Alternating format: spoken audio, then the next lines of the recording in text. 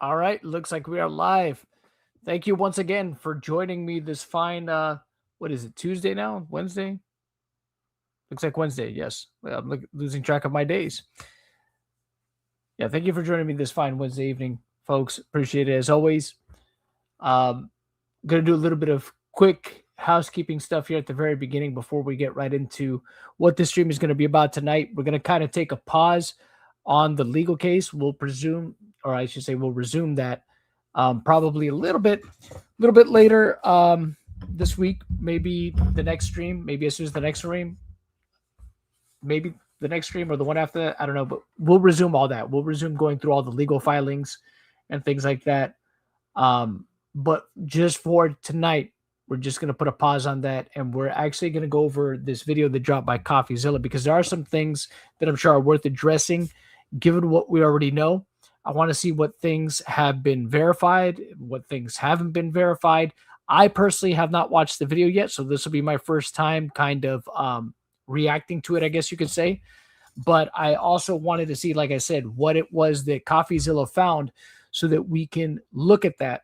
We can look what Coffeezilla found and compare that to what we've seen not only in some of these court filings that we've read through so far, what we've seen in the body cam footage, so we can compare that to some of the body cam footage that we've seen with Josh Johnson and Eamon, and hearing Eamon on the phone and stuff like that. See what we can compare and juxtapose and see if there's things that are confirmed after the fact, essentially. So just stick around. We'll get started here shortly with all that. Just waiting for a couple more people to come in here. But I did want to do a little bit of just this at the top. I wanted to go ahead and share this with you guys. So as we know that Brian's fundraiser, his GoFundMe, has been restored. So here it is. For those of you that want to go ahead and donate to this, I'll put a link now in the chat, but I also have a link for this in the description of the stream. For those of you that want to help Brian out, I'll go ahead and put that in the chat real quick, but his GoFundMe has been restored. It has resumed. So now he can build up the money he needs to fight his legal case, because it doesn't look like Bricks and Minifigs are going to be giving up anytime soon in terms of this lawsuit. Looks like they have every intention of proceeding forward with it. So this is a way that you can help out. If you want to just share it, that helps out too. The further the word spreads on this, the more these guys can get the legal help or be able to afford the legal help that they're going to need to fight this out in court, because it's probably gonna be a bit, right? So here's the other one that I wanted to go ahead and share. For those of you that did not know, Actual Justice Warrior, a pretty, I would say, prominent YouTube channel, at least within the space of true crime and news and legal breakdowns of videos, decided to start a fund. He decided to start a Give, Send, Go for Reckless Ben, so that Ben can pay for his legal defense. And I'll go ahead and share that as well here on the stream for those of you that may have not seen today's video that I released earlier talking about this. Ben now also has, and welcome to the stream, Maura. But Ben, what's up, buddy? Ben now also has a legal defense fund created for him. And you can see it's pretty far from goal still, but I'm pretty sure it'll reach it. There's plenty of time. But this is his Give, Send, Go. I'll go ahead and link this as well in the chat for those of you. But again, links are also provided in the description of this live stream. So be sure to donate to this if you want, or share it around to help Ben with his legal defense, because he's going to need it. As far as I know he's been talking to some lawyers and stuff like that, but as far as I know, he hasn't responded to the lawsuit or anything like that. And I'm not sure if he's actually nailed down a specific attorney yet. I know he's been talking with, people have told me that he's been talking with the civil law lawyer that has a YouTube channel. I've seen some of his videos, but I'm not sure if that's a lock that he's going to go with that guy or not. I mean, who knows? But either way, at least this way, he has something to fall back on in terms of legal or I should say, in terms of having a legal fund in case he needs to, hire another attorney, or if he needs to hire a couple of attorneys. I don't know, but there you have it. He's got a Give Send Go. So now you guys can directly help Ben as well if you so choose. So just wanted to get that here at the top of the show, and I'm sure I'll link all this stuff again at the very end. I'll be sure to put this stuff again in the chat before we end the stream tonight. But let me. Oh wait, did I not? Yeah, there it is. Yeah, the Give Send Go is in the chat. Okay, so we'll go ahead and go to this. I want to put one last part because I thought this was the funniest part of Actual Justice Warriors video. Oh, let me also link this because I think if you guys don't know who Actual Justice Warrior is, this is his channel. Be sure to check it out. I'll go ahead and also link this. I think he's done one of the better summaries of the case as well. For those of you that aren't entirely familiar, if you want to get caught up to speed, if this is your first time hopping on the stream and checking things out, he did a pretty good summary video on the whole situation that you guys should definitely check out. So that's his channel, Actual Justice Warrior. And this was his video in regards to setting up that Give Send Go for Ben. And I just want to play this part because this was my favorite part of the video. It was at the very end. So I thought it was pretty funny. So I'm just going to play this real quick for y'all. Let me see. Here we go. Fight this case in the proper way in court. And yeah, I hope you win because I think on the merits, you should win. And for Bricks and Minifigs, and specifically Eamon McNeff, who's been going around talking about how he wants to reconcile with Brian Manziel as he's actively suing him, fuck you. That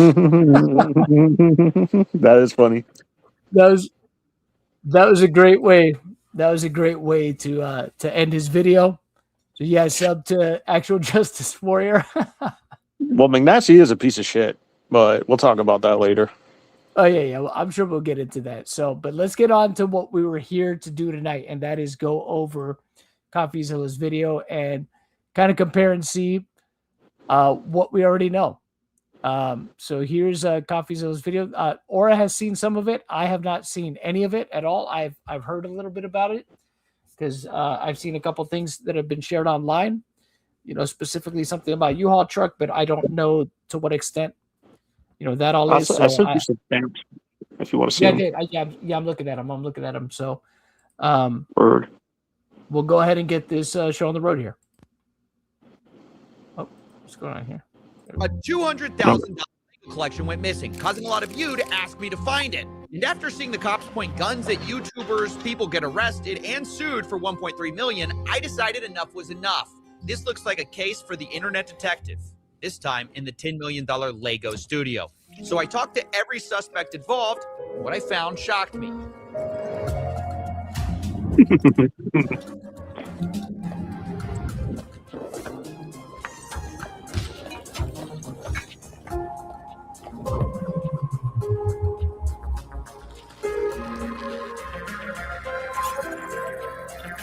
Skip some of this, John, before we get copyrighted. Yeah. What? Oh, is this copyrighted music?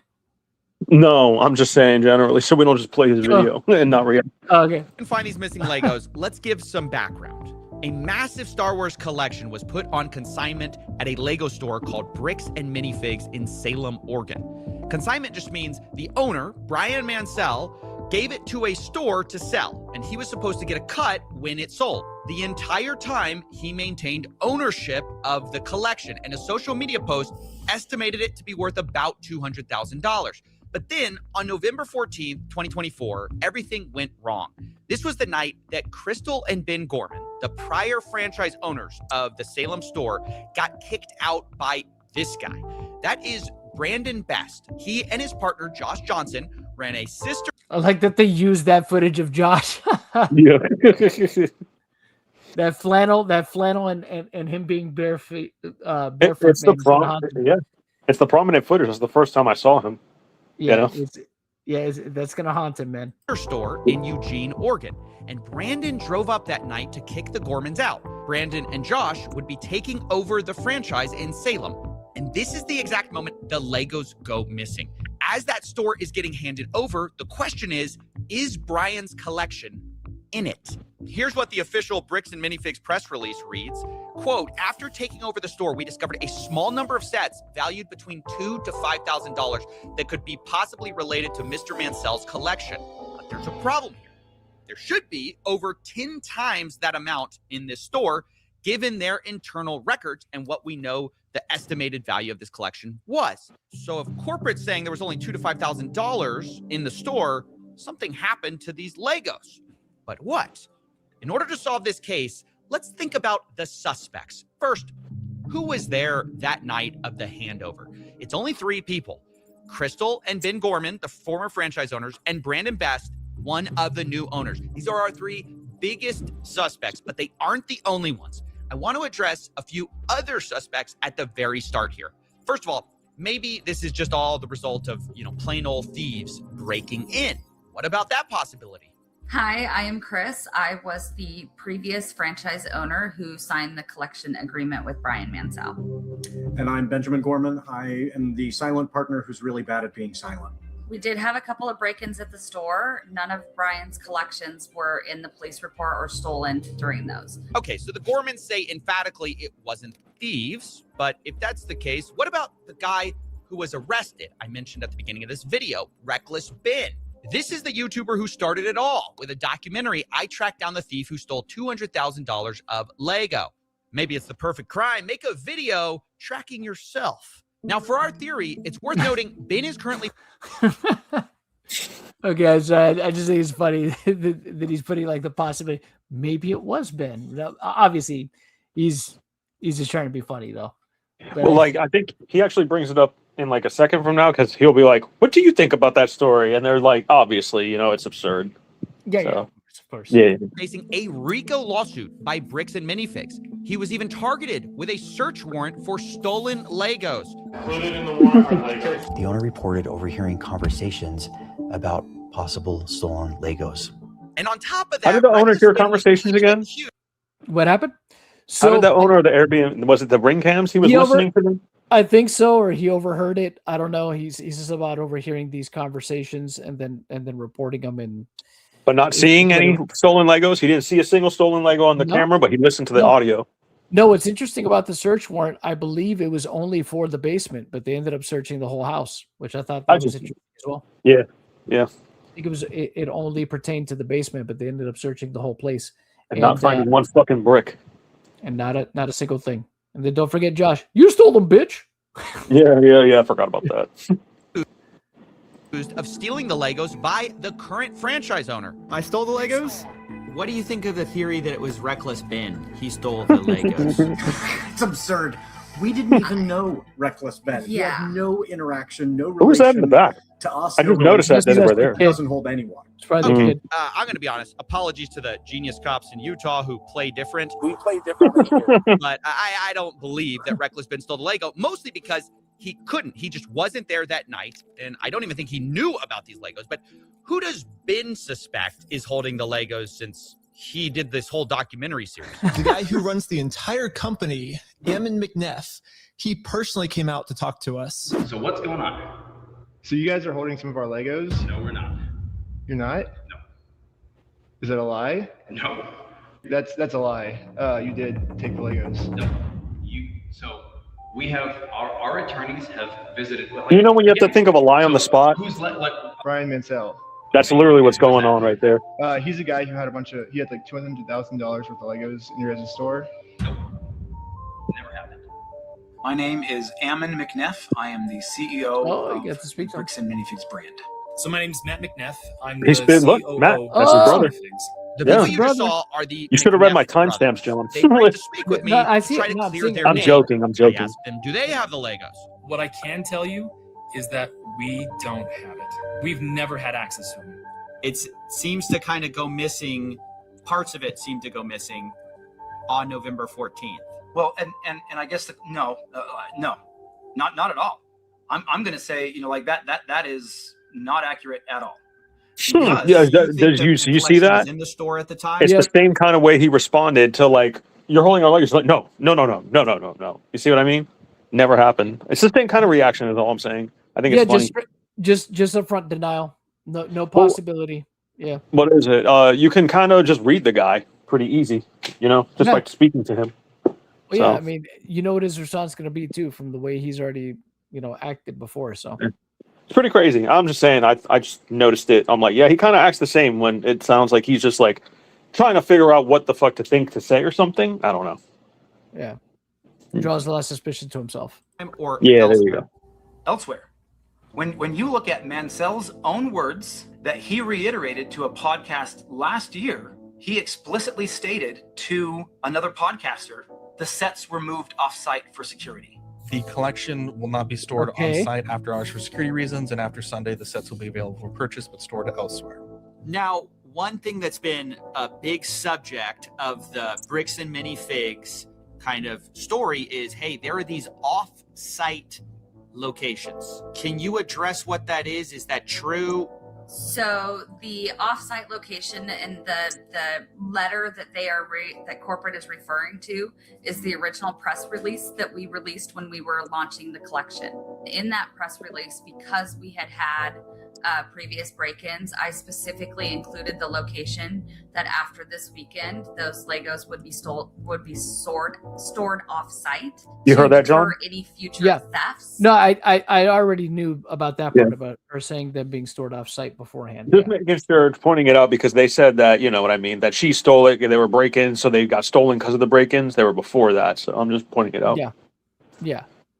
They were briefly stored off-site after that launch weekend while I bought safes for the back room, and then they were moved back into the store. Okay, so for most of the time, the sets were in the store after y'all got the safes in. Yeah, exactly. Yeah. Okay, so Ammon McNeff suspects that a lot of the Legos weren't there that night. And then on the other hand, we just heard from Crystal and Ben Gorman explaining the offsite story, saying that later they no longer use those offsite locations. What do we really know about the Gormans? They are the former franchise owners after all. I mean, shouldn't we be suspicious of everyone? They're one of our key suspects. They were there the night we lost Brian's collection. They were the creators of the consignment deal after all. And one group in particular is pointing their finger at them very hard. It's the McNeffs who say they were behind on payments. We started getting calls from the landlord letting us know that Crystal was behind on the lease payments at the location. We had also gotten a couple of notices from some of our vendor partners that bills had not been paid by the store. And so we felt pretty strongly that there was going to be a risk of her just, like attempting to file bankruptcy, doing some of these other types of things, which we've had franchisees do in the past, and that's problematic. So that's why we sent him up there to take some video footage. So we needed to just be prepared if we needed to do a hostile takeover, which like can happen in franchising, where a franchise owner just kind of a hostile takeover and do some different things that way. Which, by the way, these guys are used to doing. They even apparently did a hostile takeover of their father's company, if I'm not mistaken. I have to look more into it, but I've seen people sharing that around, and I have kind of scanned over documents just kind of briefly. Apparently, they I don't know. No, I think what it was, they did something where I know they've done hostile takeovers of other companies before. I'm trying to remember if it was that they just took money from their dad in order to, I think they took their father to court over money to apparently take over or get the money they needed to take over Bricks and Minifigs, I believe, to buy it out and whatnot. That's probably something we could go over on a future stream though, more when we look into it more. Yeah, more in depth when we look into it. But that case does exist. McNeff versus McNeff is a real case. Well, wait till you see kind of what happens here. I'm going to let you watch it a little bit, but you tell me what you think in a second. All right.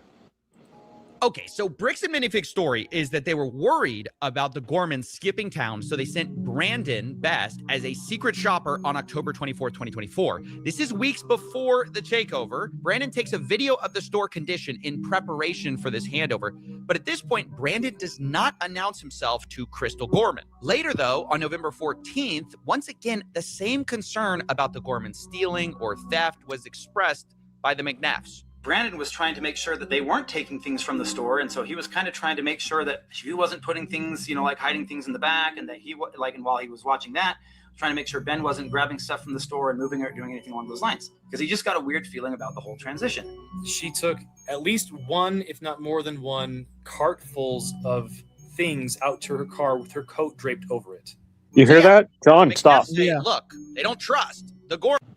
Yeah. Did you hear that? Yeah, I heard that. Okay, so he said that she definitely stole, right? How come they didn't do anything about that? Like, when were they going to talk about that? Yep. All of a sudden, now she stole like a carload, and she put them under her trench coat and shit. Like, that's what I'm talking about. Yeah. Well, he secret shopped several times and never found anything, right? You see him with the camera. How come he doesn't have it on camera where he caught her fucking stealing with a trench coat? Yeah. Well, here's another thing too, right? What if the stuff that she was taking out wasn't even like, stuff that belonged to the store? What if it was her own personal items? What if it was raining? Right? What if it was raining and she was just covering them to not get them wet? Like, there's like, what were the conditions here? I'd like to know. You know what I mean? And again, that's a claim that he has to back up. He said that he knows what she took, or like an abundance of what she took and how she did it. So yeah, no, yeah, for sure. It's a pretty wild accusation he's making. So, Jim One Bane for the 5, I appreciate it. Thank you very much for the support. I have the PDFs for that McNeff versus McNeff case if you want them. Yes. I have they're on the BAM Sucks website, but if for some reason I can't access them, for sure. I mean, hit me up on Twitter if anything. I forget about that site all the time. The BAM Sucks. I'm sorry, X. I keep calling it Twitter sometimes. But all right, let's continue on here. And they explained it, even further. They said, hey, there's some issues in her past. She apparently has a retail theft and other criminal arrests on her record. And you hired her. When was that? I don't know. Well, they let her become a franchisee, right? You would think, I would hope that they would do a background check on the people that fill out a franchisee agreement before they approve it, that they do a full background check on everybody. They caught themselves here, John. Yeah. Yeah. They stuck themselves here. Yeah, they did. This has been brought out by several people online now. Wait, hold on. So wait, so they didn't do a background check. He basically just said they didn't do a background check on her before doing a franchisee agreement with her. That's crazy. John, check it. Keep watching, bro. You got to keep watching. It's a huge accusation to bring up. And so obviously I wanted to talk to the Gormans about it. They're like, she has a history of some type of burglary, theft. Oh my God. Wow. Yeah, that's what they're saying. Yeah. Oh. Well, yes. Well, you know about this. Explain. Yeah. When I was 19 years old. How long ago is that? I am 45 now. So this was in 1999. This, something that happened 25 years ago, has no reflection and no bearing on what happened in the last 2 years, my management of the store, what happened the night corporate seized the store. It is another deflection, and it infuriates me. You're going to try to publicly embarrass and shame me for somebody that was manipulated by local police departments when she was pregnant and 19 years old. Fuck you. That's my response to that. I am so sorry. You're going to have to blur and cut a lot of this, but that pisses me off. I own what I have done. I own the mistakes that I have made. You cannot intimidate and bully me into backing down when I know that legally and morally I am in the right and I have the evidence to back it up. Wow. So I'll give her credit for that. She owned it. She didn't try to deny it. She was just like, yeah, that happened. But I was, I was 19. This happened this many years ago. So, it's good. She copped to it. So play it a little more real quick. Let me see what happens. This is getting kind of nasty and personal at this point, and I just wanted to give people kind of their side. But at every turn, I hope you understand, I'm getting contradictory stories, down to if Pause the it real McNabb quick. knew about her history in the first place. Like they're bringing up. Oh, that might be it. So basically, I don't know if she said it before. I must have missed it, but at some point, I think she says that she told them about her past. Did she say that already? Okay, I think she's about to say it. No, because she. Yeah, that's got to be it. It's got to be like right here. No. All right. Something that I told them about. Yes. You told them? Told them. They asked me. They said they had no idea. They said if we knew, we would have never hired her. Because we would not have hired her had we known this. I told them I had a record from when I was 18. There was a family issue and didn't go into all of the details, but they were like, that's so long ago. We're going to hire you based on who you are now. Okay, I'm just going to leave it Pause. there. Pause. So, okay. Yes. I want your reaction. Tell me. So, I mean, they let her. So, John, just to break it down, so everyone's on the same page, right? All right. So, first of all, I would ask you, who do you find more believable? Let's start off with that. Who do you believe? At this point, personally, I mean, look. I believe Crystal. I will tell you why.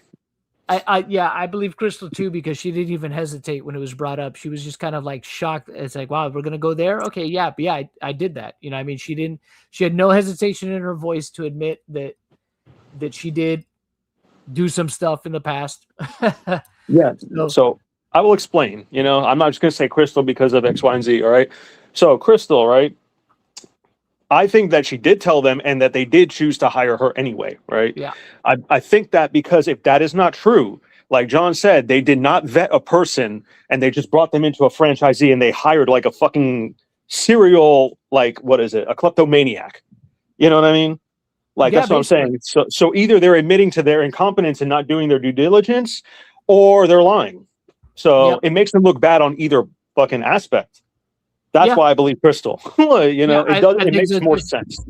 Yeah, it looks bad either way because exactly like Gordon just explained. I mean, either way you go, it makes them look bad. Either they're negligent or they're just straight up lying.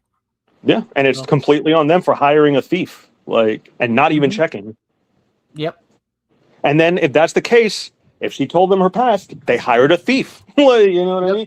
So it's all their fault, essentially, is what I'm saying.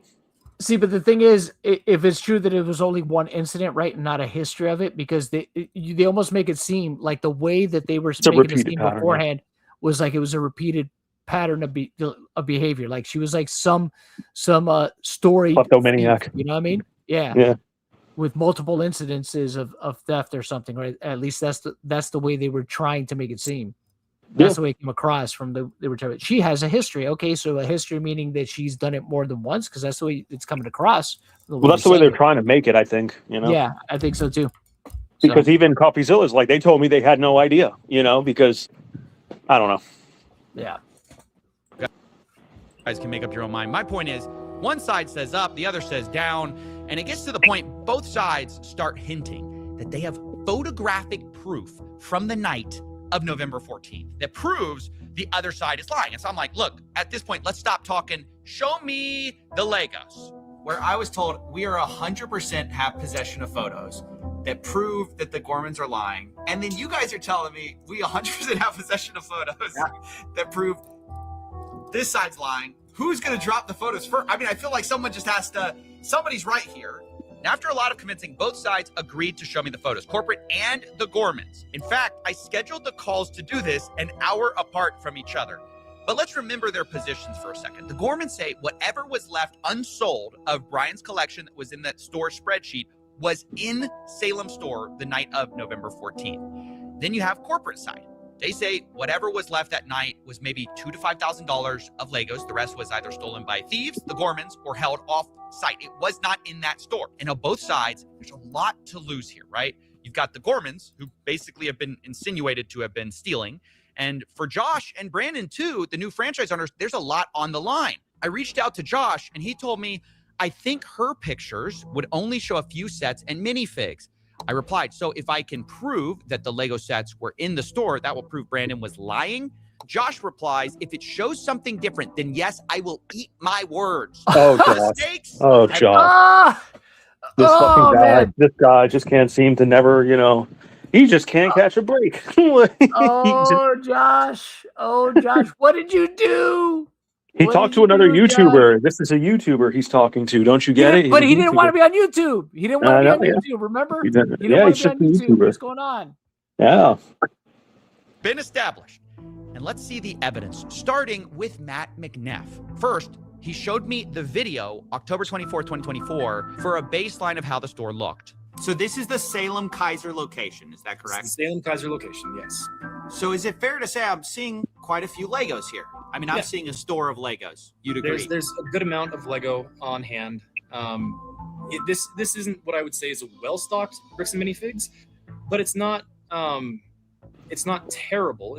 It's not empty. Remember, when they took over the store, it was empty. Yeah. No, I'd say it gets a little below go average ahead, yeah. as far as overall stock. So now let's go to November 14th. Can you still see my Here it screen? is, John. Here it is. Okay. So November 14th, when Brandon was in there helping. Wait, this is the day. This is like the big day. This is the day. Hold on, I gotta prep myself emotionally for this. Okay. This is a big deal. This is D-Day. This is the big moment. This is Brandon takes over the store. This And I we wanna- don't know where the Legos are after this moment. We don't know where the Legos are after this moment. And I want to point out again that we've had this for a while. We haven't this is the first time we've shown this publicly. We've been waiting for our attorneys to give us the approval to say, hey, this is okay now to share in this capacity. So Okay. we'll go through these pictures. This is what Josh saw, or not Josh, sorry, Brandon saw. He took pictures of everything in the store, all the inventory in the store. This is what the shelves look like compared to what you just saw a moment ago. Okay, so I'm seeing a lot less. Just to state the obvious, go back a little bit. Yeah. I'm seeing like way less. So yeah, the pictures I was being shown on November 14th, those shelves looked emptier than they did on the day of October 24th. But to be fair to the Gormans, they addressed the empty shelves themselves. As we get to the very end of this video in particular, right here, you'll see that empty space right here. So this is the retired and certified set section that we have to keep separate from the new in box current sets being sold by Lego. All those empty spaces up there were the sets that we had on display during the day from Brian's collection that every night when the store closed, we pulled off and put back into the safe and then put back out in the morning. So when they say, see, there's empty space on the shelves, yeah, because we put them in safes at Yeah. night to keep them safe. Because we have giant windows. Yeah, it's an explanation that kind of makes sense given the history of burglary. And to be fair, that's something that has been repeated multiple times, that all the most expensive sets always go into the back. So that's It makes the sense. first- yeah, It makes the sense. most It's expensive fine sets always go into the back. Now, of course, this is something I had to ask the McNeffs about. Is this a case of, did y'all see Star Wars sets in the back? Did I love y'all this part, not see Don. the Star Wars sets in the back? Did he take, not in the back, but specifically in a safe? Like there were a bunch of Star Wars sets in a safe. Did Brandon see those? Has there been talk of those? Do you know what I'm talking about? Yeah. My understanding is that he took pictures of everything, and all those photos I showed you of the Star Wars were all the photos, or was literally all the Star Wars inventory in the store. Yeah, the McNeffs say all of the photos should be with Brandon of all the Star Wars items. And to be fair to them, they showed me a lot more pictures and even showed me a spreadsheet of all the Star Wars sets in the store the night Brandon took it over. And it valued to about like $5,000 to $10,000. Whoa, hold on, wait a second. I thought they didn't have any of this stuff. That's what I'm telling you. Yeah, that's why it's my favorite Wait part. a second. So wait. So they did get something in regards to the inventory that night. Mm-hmm. Wow. Keep going a little bit. Wow. Okay. Or so. But then I had to ask. Sorry, here's another kind of set. Okay. Do you think y'all have all of these? Very likely. Okay. Listen to that answer. Very likely, by the way. Again, I'd be surprised if we didn't. But then I couldn't help myself. I started to bring up some of Crystal's photos to see if they matched up. Have you seen this before? Not that I recall. So do you see that? Yep. So do you see it's in like some kind of like a safe thing? I don't know if you can see the sides there. Looks like a bookshelf to me, but sure. Okay, sure. Yeah.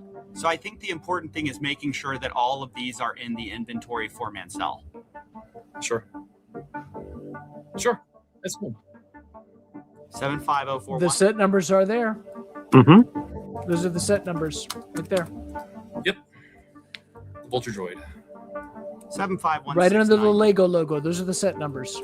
Yeah, listen, right there. 169 I'm not seeing. So there may be okay. So there's one that is not on our list. Let's try this. 10240. Okay, nope, not seeing that one either. What about 9493? 3. I don't see that one either. So maybe those were locked at the time, and Brandon did not get those pictures. Oh, All right, that's kind of a problem because the Gormans had over 200. This is. Which is another reason. Yeah, another reason why I believe Crystal. So yeah, they're kind of reinforcing Crystal story here. Yeah. I don't want to cut you off, John. I just want to state at this point right now that this ongoing lawsuit, we've been reading the pages like every other day and stuff like that. And yeah, I see stuff like this and I don't believe anything they say. So it kind of just washes everything that we've read up to this point with these complaints. Like, I don't care if they're even right that Ben broke the law to do whatever the fuck he did. I think they deserve everything they got. Like, does that make sense? I mean, I'm probably jumping the gun really hard right now, so don't follow my lead on this. But honestly speaking, every time they speak, it's always it backfires like a boomerang, and they smack them. 100% on that. I've been saying the same thing. Every time they do something, they just make it worse. And this is bad. This is bad. This is not good for them. They had no idea either. That's the best part. I bet you they thought it was gonna clear shit up and that they had a YouTuber on their side, probably. That's probably what they thought. I have no idea what they thought. But no. All they're doing is strengthening Crystal's arguments. This is wild. Photos of this store. I definitely knew looking at these photos, there's a lot more Legos in the Gorman. See, I'm wondering if the photos that they took, right?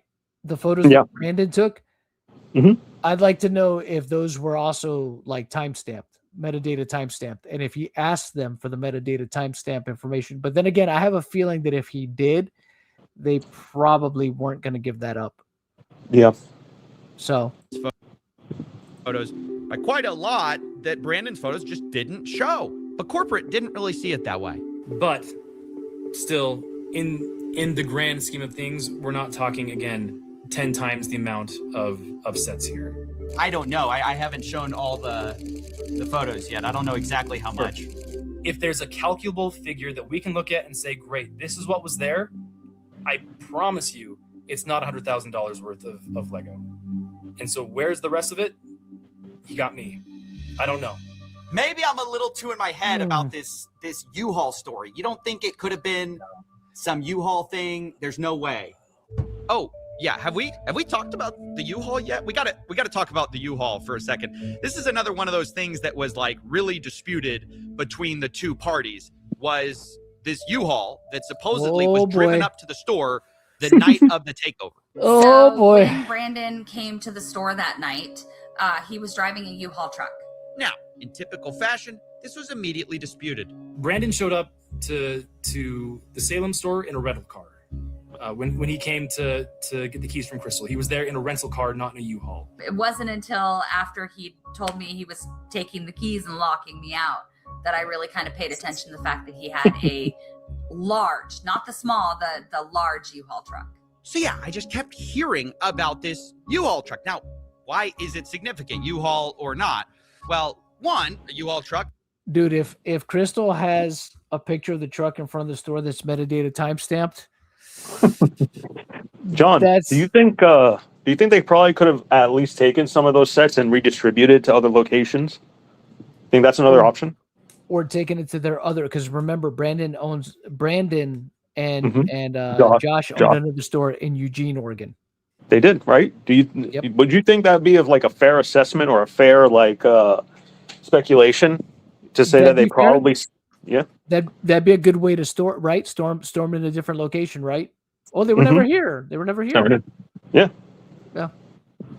Yeah, I would say that's fair for sure. Okay, just making sure. Can fit a lot of Legos. But the big reason it mattered to me was because I was actually called by an ex-employee of the Bricks and Minifigs store in Eugene, Oregon. Oh no! Remember, that's the one that.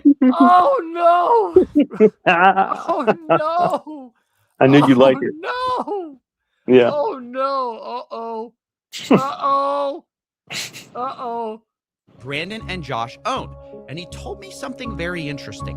It gets Employee started in 2024, and I was working under the old manager Brian. He sold the store to Brandon Guest and Josh. What store was this? Bricks and Minifigs, where? Okay, now what did you see that made you want to talk to me? I saw Reckless Ben's YouTube video about the Salem store closing down because when I was talking to my co-workers about the situation about Salem, and we were told through other employees that it was just a bad area to work in. It was like haunted, if you will, what was going around.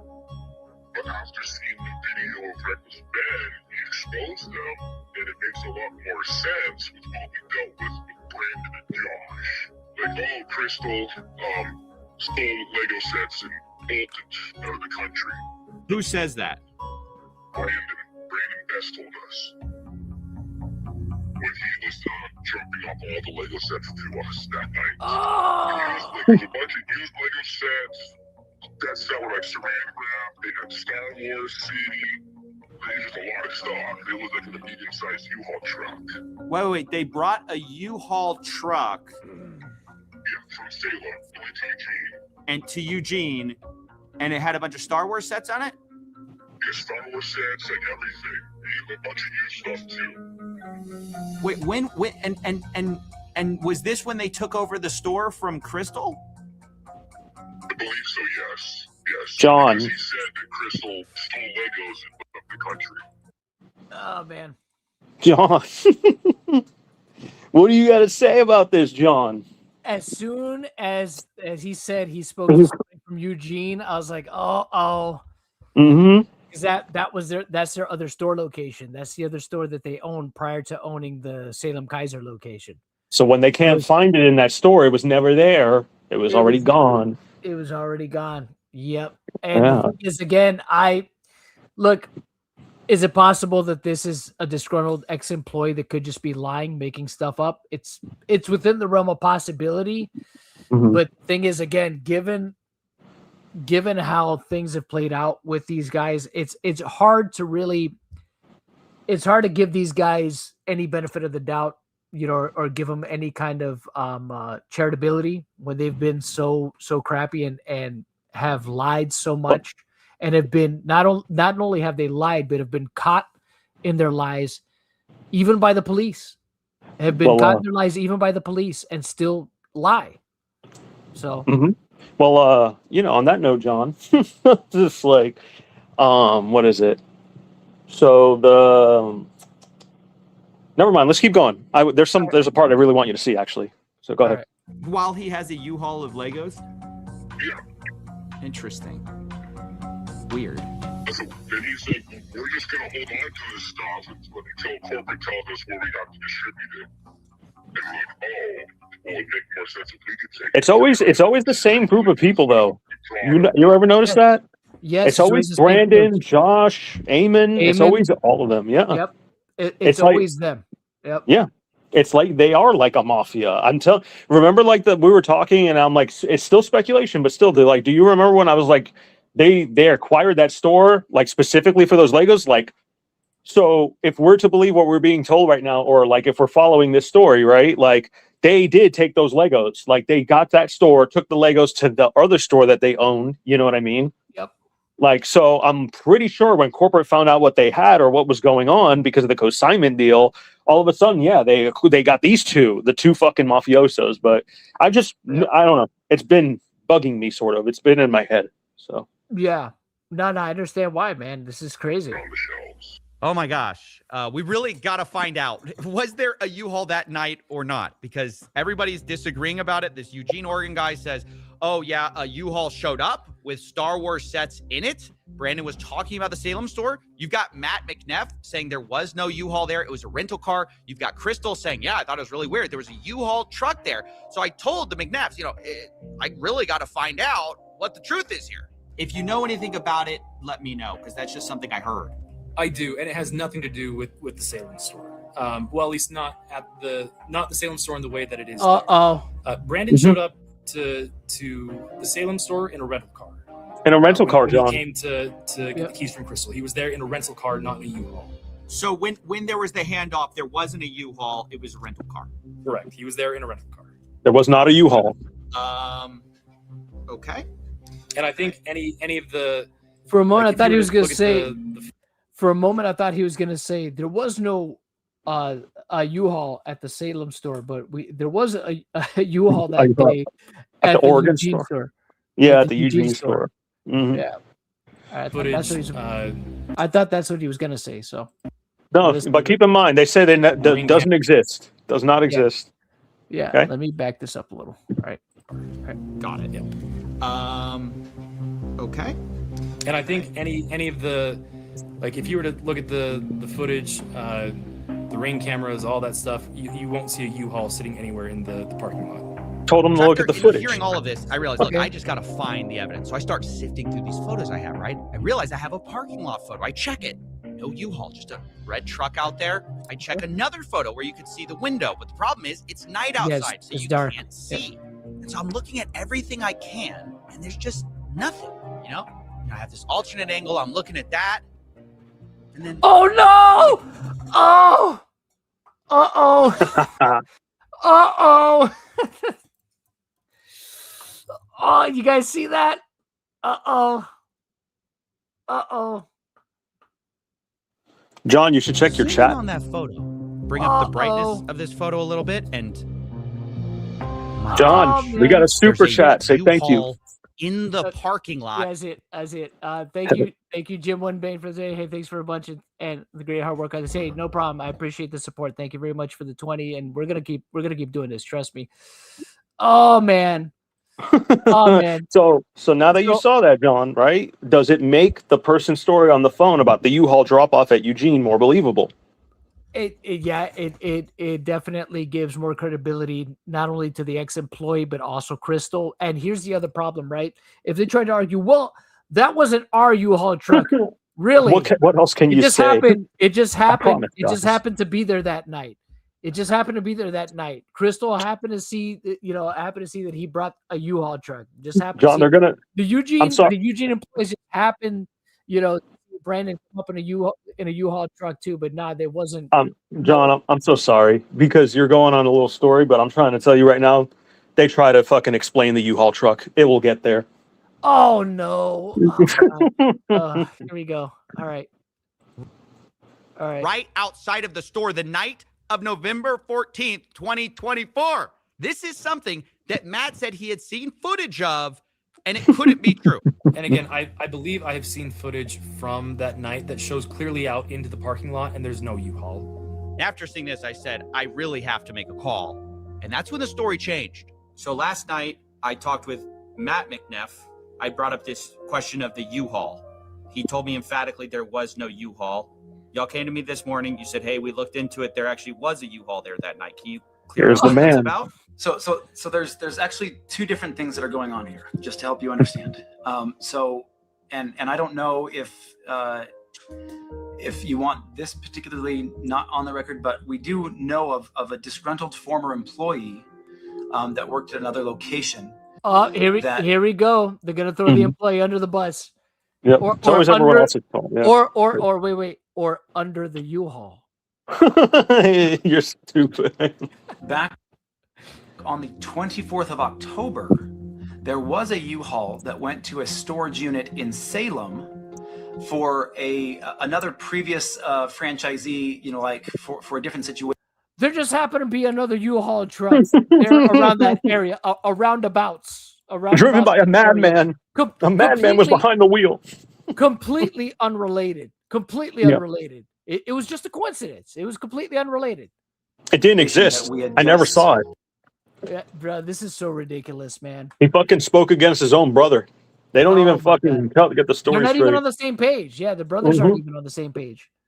Hall that went to a storage unit in Salem for another previous franchisee, you know, like for a different situation that we had just you know, gone through some things, and he had a previously, you know, like, hey, I have some inventory that I didn't turn over that I was supposed to. It's at this storage location.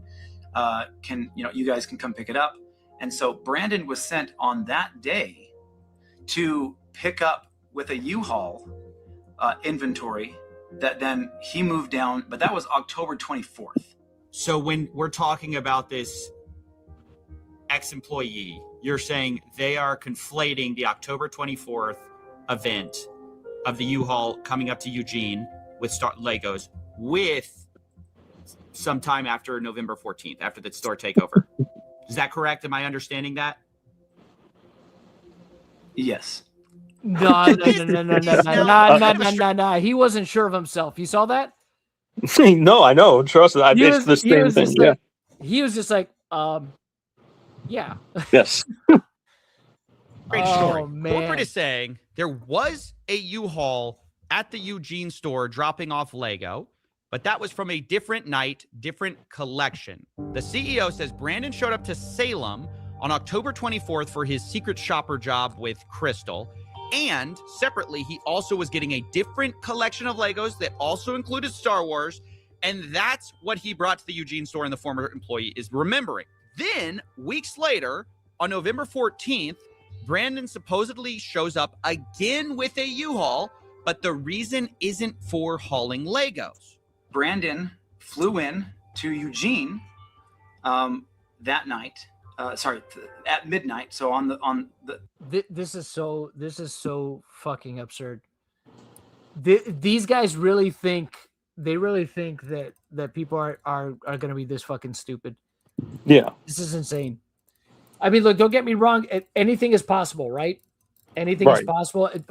Yeah, sure. It's within the realm of possibility. But come on, man. Come on, bro. These are not the Legos you are looking for. Yeah, these are not the Legos you're looking for. Yep. He's waving at the fucking screen. Yeah. There was no U-Haul truck. I checked it myself. This is so ridiculous. It went from no U-Haul to, well, you see, there was a U-Haul, but we could explain. It's like the Legos. There are no Legos. They were never here. Actually, we found some. Like, fucking, you know. This is so bad, man. Oh man, chat. Oh man, this was a bad idea for them to do. This is a they should never speak. Idea. They should never speak. They should just handle it in court, even though they lie in the court documents too. But did you even notice in the footage? I don't think it really helps their case much. I think it works against them when you review the other footage. There you go. Yeah, everything that they turn in, it just, again, it doesn't help them. It's very strange. I've never seen anything like this. Yeah, it's wild. For hauling Legos, Brandon flew in to Eugene that night. At midnight. So flew from Utah on the 13th, but landed in Oregon on like midnight of the 14th. You a fucking asshole, bro. Went and stayed at a trailer that had previously been moved up there in anticipation of, meaning a camper trailer, in anticipation of the potential hostile takeover previously. That was a good comment. Is that why he had a U-Haul? Is that the reason he had a U-Haul, was for this camper, or what's going on with the? Yes. So then what happens is he takes. Oh man. He was selling hot dogs out of the back of the U-Haul. He was getting business. This is so bad, man. He was barbecuing in the back of the U-Haul for business. These guys are committing like PR seppuku on a level I have never seen before, ever. I don't know why their lawyers let them ever speak to anybody or like go online or anything like that. I don't know why either, man. It's just like they just took their plane and just put. That's crazy. And they showed footage and they showed inventory paperwork. Like, you know what I mean? Yeah, remember that there was no inventory, but there is inventory. You know, exactly. It's just, oh man, this is so bad. This is so bad for them. This is so bad for them. Rental vehicle truck, and he tries to connect the trailer, the camping trailer, to that truck, and it's not rated for that particular weight, and he realized, oh crap.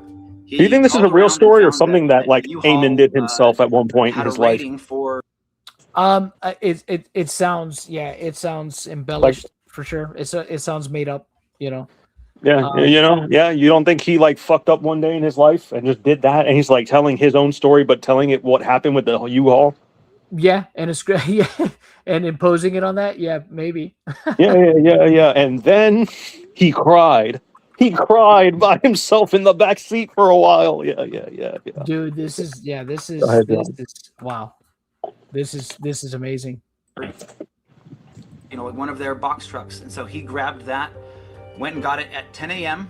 on the 14th, and so he then went and hooked that trailer up to the camping trailer to a U-Haul, drove that trailer down to another location where he could set up the camping trailer in Salem, dropped off the camper trailer, and then he arrived in a U-Haul to the Salem store, and then went in, said hi to Crystal, and then as she was leaving, the door shuts, and so he locks it, calls the locksmith, takes him a while to finish up the changing of the lock. This is I think this is a telltale sign of lying. The over explanation. No, well, Josh does the same thing. Josh does the same thing. Remember, I think I lost my shit with him. I'm like, just shut the fuck up. What are you even talking about? I tuned this guy out. I don't even know what he's saying anymore. You know what I mean? I'm like, yeah, whatever. This long-winded explanation of a story that just get to the point, dude. You know, of the U-Haul that never was. You know, the U-Haul that never was. Pretty much, yeah. I think that's the best way to put it. You know, it's the U-Haul that never was, because it was there, but wait, it wasn't. You know, like yeah. What it was, but I could explain. It's not the U-Haul that you seek. It's I'm gonna get right back to the video, guys. It just a sec. This is Bricks and Minifigs right now. All right, I'm gonna show you right now. This is them right now. Oh my god, they're gonna rage about the Coffeezilla. They're suing him too. This is. I am never gonna financially recover from this. That's them. That's them right now. That is Bricks and Minifigs right now. Fuck you, John. I believe you. Something was happening. Like, you know, I was gonna be like, oh my god, they're gonna sue fucking Coffeezilla now for defamation or some shit. No, that's all that came to my mind. That's them right now. Do you think they're gonna sue Coffeezilla for defamation or some shit? Because I think they would. Like, I can see them going after him for trying to get his video taken down too. But we never agreed to be public. Yeah, never agreed. He posed as a journalist. He's a YouTuber. Oh my goodness! All right, let's continue on here. Yeah, let's go. Brandon at this point is pretty exhausted, so and he has an hour drive back to Eugene to drop off the rental truck. So he drops it off at midnight or 1 o'clock, something like that. Grabs the rental truck and then heads back up to the camper trailer in Salem, and then probably gets in at around 2 or 3 in the morning. Spends a couple of that's a little bit of sleep before he has to head back to the store at 9 a.m. before the other employees get there. The timeline that is trying to be portrayed just makes absolutely zero sense. Okay, bro, what you just said makes zero sense, man. What? I don't even know what he said. Oh my gosh, this dude has. Oh man. So to answer your question, yes, but no. That's your answer. Like, yes, but no. Exactly. That's exactly what it was. Oh my gosh, man. This is incredible. Yeah, it's your turn tonight, John. You get mad. You get to have Eamon. I'll have Josh. It's only fitting. So I asked, obviously, for documentation of all of this from Brandon. And here's what I got. First, the U-Haul contract on November 14th. This checks out what we already know. Oh my gosh. These guys are really fucking dumb. At this point, I haven't seen the rest of this video, so this is all new to me as well. So now he handed over documented proof that he did have the truck on the 14th. So there goes any chance of plausible deniability that it happened on another date. So I which ask is you one again, of the John. things that they were trying to make it seem like two, right? I just want to let you know two things, John. You wasted your time listening to all that fucking fluff story that man just came up with, and and I ask you again, John. Does it make it more believable the employee that said that they went to the fucking Eugene store and dropped off Lego sets? That employee is who would you say is the most honest person in probably history? An honest person in history, right? Abraham Lincoln, isn't it? Isn't Abraham that his Lincoln, thing? right? They call him Honest Abe, bro. He makes, bro, bro. He makes freaking Abe Lincoln look like a choir boy by comparison, bro. By how honest that employee is. Okay. Yeah. So ridiculous. Who's the most honest person on this world? I can't even believe I thought the answer. Hell yeah, bro. We'll take those. We take those small W's. And I got sent a we have to. photo. The last one Brandon took in the Salem store, dated 9:44 p.m., where you can see what looks like the inside of a bird cage that the Gormans had. And lastly, I was sent a photo Brandon took of the mileage in the U-Haul as he dropped it back off at the rental place on November 15th, 12:41 a.m. Now, the time gap there is about 3 hours between the last photo and Salem. Problem for our timeline. Oh my God. John, look in chat. Oh my God. Oh my gosh. All right, what's up? What am I looking at? Look at Kasukasu Q4479. I hope I said that right. It's a funny comment. I think you'll like it. My U-Haul Lego set from Bricks and Minifigs came with no tires. That's a good one. That is a good one. Oh man. This is wild. This is wild, chat. This is crazy. This is like, this is watching a train wreck in real time. This is an implosion. You're watching the implosion, you know? Yeah. This is what an implosion looks like. Yes, this is so bad for them. You moved 4 hours of Legos out of this truck. I like how the employee sounds like Jigsaw from Saw. All right. Yeah. So as weird as this U-Haul thing is, the timeline just doesn't fit, to be honest. If it took 4 hours to unload, you can't all... Heyman McDuff, want to play again? Oh, man. I saw him unpack the Legos. City load and unload and drop off the U-Haul in that time. But still, even if this is true, it's pretty weird. And it's one of the most bizarre stories I've ever heard, to have a U-Haul thing back to back. One of the times you're picking up Legos, the other time you're not, you're taking a camper. Nevertheless, without more proof, we kind of have to move on to another theory of how to find these missing Lego. This time, let's take the photographs that we have and reconstruct what was in the night on November 14th. Remember, that's the moment we lost the Lego. And this time, we're going to combine it with two more things. First, from corporate, I got the point of sale records from the Salem store from 2023 to 2024. And secondly, from Crystal Gorman, I got her internal records of Brian's inventory of what was sold or not in order to pay him and keep track of prices. Now, before we piece things together, I need to address something. At the beginning of this story, you saw the social post saying this collection was worth $200,000. That's what everyone knows this story as, the $200,000 Lego collection. But sadly, that post was entirely wrong. In Crystal Gorman's inventory, which has a high and low estimate value of these various Lego items, the real estimated value is about $107,000. They give high estimates and low estimates, but that's right there in the middle. And for simplicity, I'll just be using averages and estimates here, but understand that, these numbers are not firm, given that they're unsold Legos. It's just rough possibilities. But the point is, it's worth nowhere near $200,000. And Reckless Ben, the one who made the original video covering this, said that surprised him. Yeah, this entire time, literally every single person's been telling me there were $200,000. Like, that's how much, you could sell all these sets for. My original assessment of about $200,000 was going up to his father's house and looking in 3 different rooms with all the sets. It was before I'd actually gone through and had set numbers and done an actual evaluation. I looked at it and went based on as things progressed and as I started to delve more into the actual inventory. I can see that. That's a normal thing, by the way. Yeah. So what she did was a rough appraisal. If you're a toy collector, you've been doing it for a long time. If you dabble in pawn shops at all, that's exactly what they do. I can get you around this for it. Then they examine it and like, actually, it looks like shit. So you get like half of what I get like offered. So yeah. So it was probably just kind of a rough, approximate appraisal of the stuff. That number changed, but we put out the press release well in advance of the event itself. So that press release went out before I had those full numbers. So we went, this is a nice even number that will grab attention and bring people into the store. So we went with that.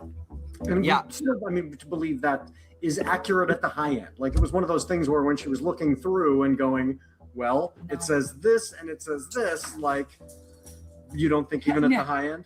You haven't actually seen the spreadsheet. No, I haven't. You might want to cut that part out because he hasn't actually seen the inventory sheet. The spreadsheet says about from between 85,000 to 120 something thousand, in the midpoint about 107 or something like that of what was inventory. Does that sound right to you? Yeah. Yeah. So this has been a really big point of misinformation to clear up, because if we're ever going to find the missing Lego, we need to start with the right number, the right value. It's about $107,000. Now, between 2023 and 2024, the Gormans record sales of about $24,000 of Brian's collection in their inventory tracking list. And of those sales, Brian was entitled to about 65 to 70% of it. He was paid $17,000, which roughly tracks with that. Which means on November 14th, the big night, the remaining amount of Brian's collection that should have been in there is about $82,000. Now, it doesn't take genius to realize this is a very different number than corporate provided, who found only $2,000 to $5,000 of it linked to Brian. And later they said they only found $13,000 to $15,000 in total Lego Star Wars. So you're talking maybe $11,000 to $15,000 total Star Wars, and that's all Star Wars inventory in the whole store. So that's I don't believe that story, though. but I didn't want to take their word for it. No. I don't believe that Well, remember initially when they put out their press release, which wasn't that long ago. I think it was in May that they put out that press release. They said $5,000, and now they're saying, well, it was actually maybe like 15. It's changing again. They raised it, but not that much, because they're acting like it's not a big deal. That's a lot of money. I don't care what anybody thinks. $15,000 to me is a lot of fucking money. Like that. It's not cool that they stole fucking anything. So I'm just pointing that. I'm throwing that out there because it might not be the same number, but it's $100,000. Like, so I'm just saying that's a lot of fucking money still.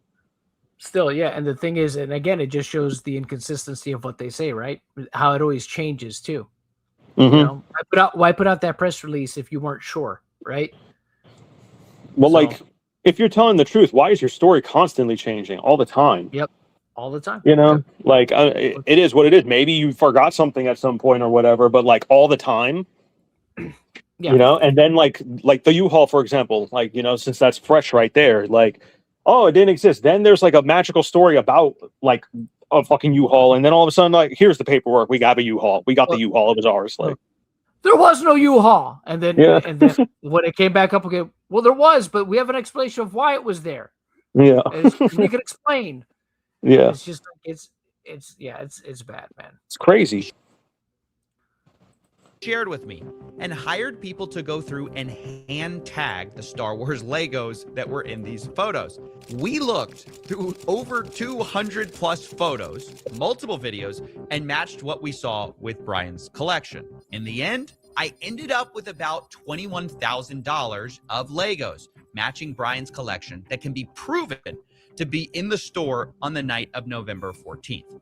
Now, to state the obvious, that's about 3 to 5 times what corporate estimated, at least on their press release. Now, yes, there are inherent errors in these estimates. Maybe we picked up some Lego that matched Brian's collection, but wasn't Brian's. But even though this is a bigger number than corporate said, I have to admit, even with pretty generous assumptions being made, there's still a huge gap of about $61,000 here that I just couldn't find. But then I learned Brian had made a special side deal with M&R Productions, who had recently purchased some Legos from him. And this is where it starts to get messy. So these are the pictures that M&R Productions sent me, looking at the Lego that Brian sold him. This was stuff reportedly in storage, and it's interesting because of an early inventory list, which had a column called location that Crystal used. And it listed a lot of the Star Wars items as being located in what they called storage. Now, previously, I was told that all of the stuff in storage was put back in the store, but there's a bunch that's on this list that I can't find in the store that seem to appear in these pictures. Now, I've been assured, by the way, that most of these Legos were not part of the inventory spreadsheet. They were never given to Bricks and Minifigs. This is a separate part of the collection, but I did a check, and 100% of the items that match the Brian collection inventory just so happened to be listed with a location of storage. So this starts to make things incredibly fuzzy, and I'm inclined to believe that a lot of these are part of that same inventory list. Now, if we take that value of the side deal, that's about $10,000 to $20,000 that's not actually missing. Now, it was at this point I started looking more at the point of sales records. I realized maybe we could find some of this missing Lego there too. So this is from the Salem internal store records. Like, I guess this is what is entered when someone does a sale, and it's everything from September 2023 to November 2024 of Star Wars anything. And by the way, before we continue, yes, this was all a lot of work. If you want to, please support us on Patreon. That's how this show gets made. But anyways, according to those records, about $51,000 in sales went through during this time period in a way that matched Brian Mansell's collection. Now, that really worried me because Crystal's inventory list showed only $24,000 in sales for Brian, and Brian was only paid for that amount. But suddenly, I remembered back to a time when I spoke to Crystal, and I asked how much was sold prior to the takeover. Which is something similar from what you told me, Crystal. Yeah. You told me, hey, it was about 50-something thousand. Yeah. But Brian was only paid 17,000. Okay. And it should have been about double that. And I'm just trying to make sense of that, given that everyone's accusing each other of theft right now. You understand? I mean, without seeing any of those records, without seeing those individual tickets, I can't answer that any better. Okay, this is kind of a problem. The math ain't math in here. 65 to 70% of 50,000 is almost double what How much we got left? Steve Brian was paid. And digging into the details, it turns out a lot of these sales come from what Crystal's spreadsheet actually categorizes as layaways, meaning they were marked as having been sold, but layaways are when someone puts a down payment on an item and later pays it off. But the problem was there were a lot of these worth about $20,000. Well, that's interesting though. In layaway. For the layaway and that felt thing, a little strange to me. Yeah. well, like in certain shops and stuff like that, layaway gets you better margin on profits. So like they count as sales and like boosted sales for stores. I don't know if this store works like that, but some stores that I like know of do. So I wonder, that I don't know. The layaway thing is interesting to me. Curious where that's going to lead with. Yeah. Because of that, I asked Josh Johnson, the incoming owner, and he responded, quote, there were 2 to 3 items on layaway when they took over. No way. So on the list of that, on the inventory list, do you know about how many? Because this stuff can be used against them in court, right? I'm pretty sure this entire video. Yeah. Like, yep. That's what I'm thinking. Like all this video and all the footage and all the text and shit like that in it can be used in court. Oh, for like, sure. Well, the thing is, they'll get those communications in discovery too. You know what I mean, or subpoena them. So no, for sure. But interesting. Just interesting. Yeah, because remember, we've seen it before in other cases where they've used YouTube videos, streams, what have you, as remember Jisoo and Zero Case. Remember when we went over that? No, yeah, I remember. Because I'm thinking about certain things too, like the U-Haul photo that he has in this video. I could see this video making it like in court for things like that. Photos of the U-Haul truck and shit like that. Yep. So I don't know. It'll be interesting. All right. Let's see what else is revealed. vastly more than 2 to 3. It was about 98. That makes sense. So there were about $15,000 to $25,000 worth of sets on layaway. Okay. That's just the part that's surprising. That's the part that I can't get my head around. I go, how could, let me just be really honest. I don't believe there was that much layaway. I don't know. I don't know how that's possible. How could there be that much layaway? I don't know. It's like I don't believe, because I was talking to some people about Bricks and Minifigs. They go, yeah, there's some layaway. There's not that much layaway. I talked to people who were neutral, kind of on corporate side, but also people who were just normal Bricks and Minifigs people. They say there's not that much layaway. Help me understand why there's $20,000 worth of layaway here. Oh yeah, that's absolutely. If you talk to other Bricks and Minifigs locations, layaway is extremely rare. I think outside of the Brian's collection, I don't. Okay, good. I'm not crazy here. So then why was there so much layaway there? No, absolutely not. Outside of Brian's collection, I think at the time we maybe had 2 used sets on layaway outside of his collection. Okay. It was not a common thing traditionally. I don't know that we'd ever done layaway before the collection came in. With Brian's collection, it was a little bit different because so much of this collection were new in box, all in one place, reasonably priced, and a lot of the harder to find items. And so customers would come in and put, I'm going to guess probably half of those layaway items were not going to be sold to the person who took them on layaway. Because we had several that would put them on layaway and then change their mind.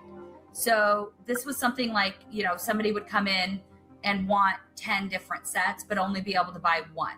Can I put the rest of those on layaway so you don't sell them? I'll pay $10 to put these sets on layaway. Traditionally with layaway, we would ask for 10% down.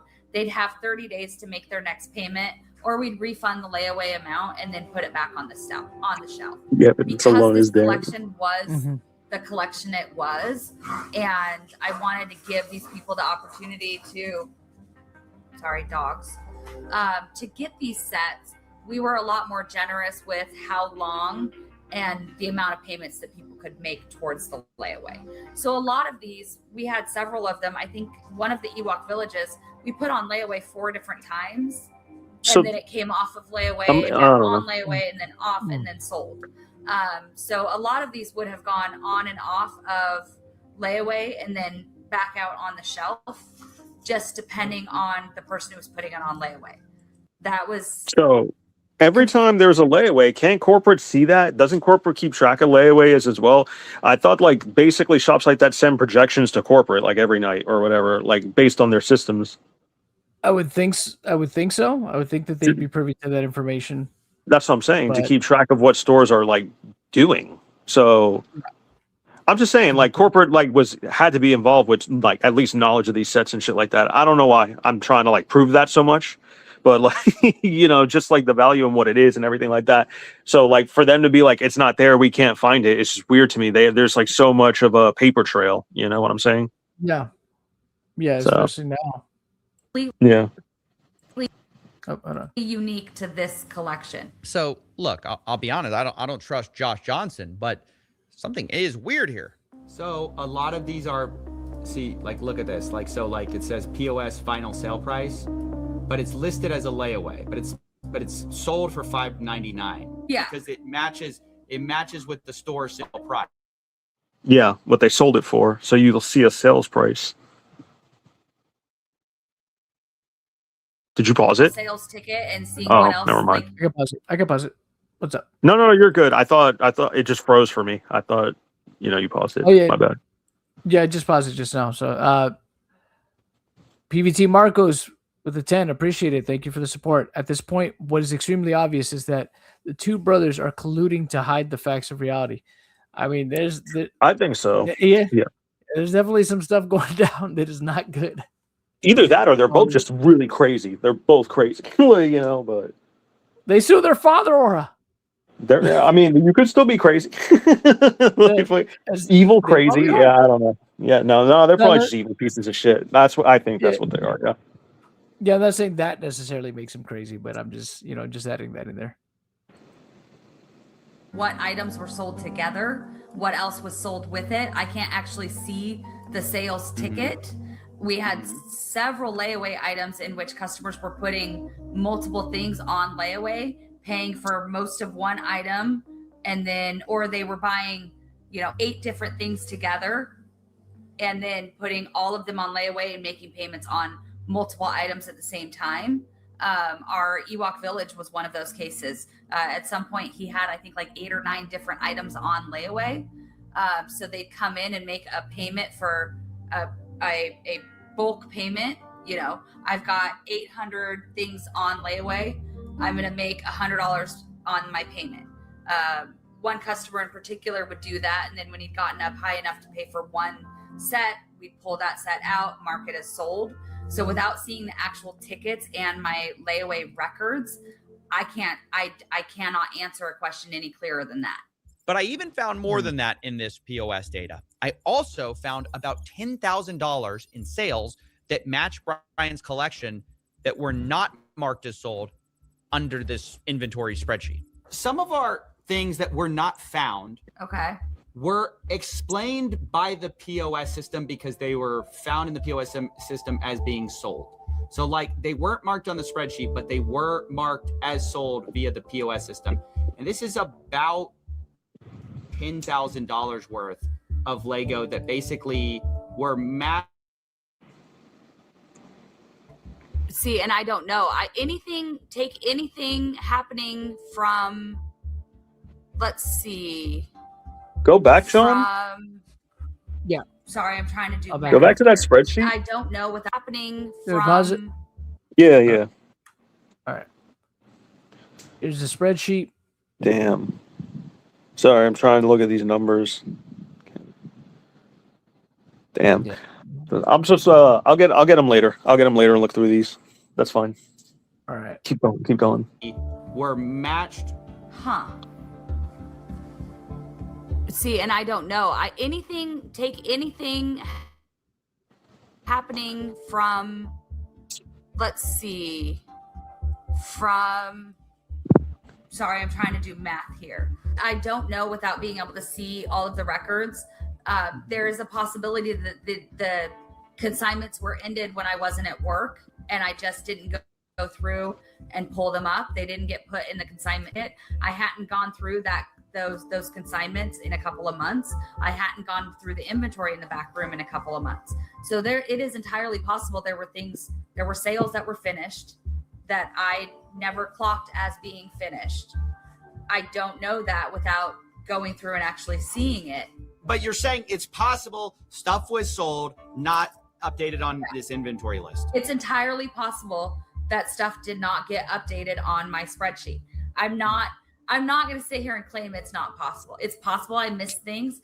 So where does this leave us? I know some people are jumping to conclusions here, but I must remind you that on the night of November 14th, 2024, Crystal Gorman was concerned about Brian getting paid or not getting paid. He has not been paid his percentage yet. And if I don't have the tickets, I won't know how much I need to pay him.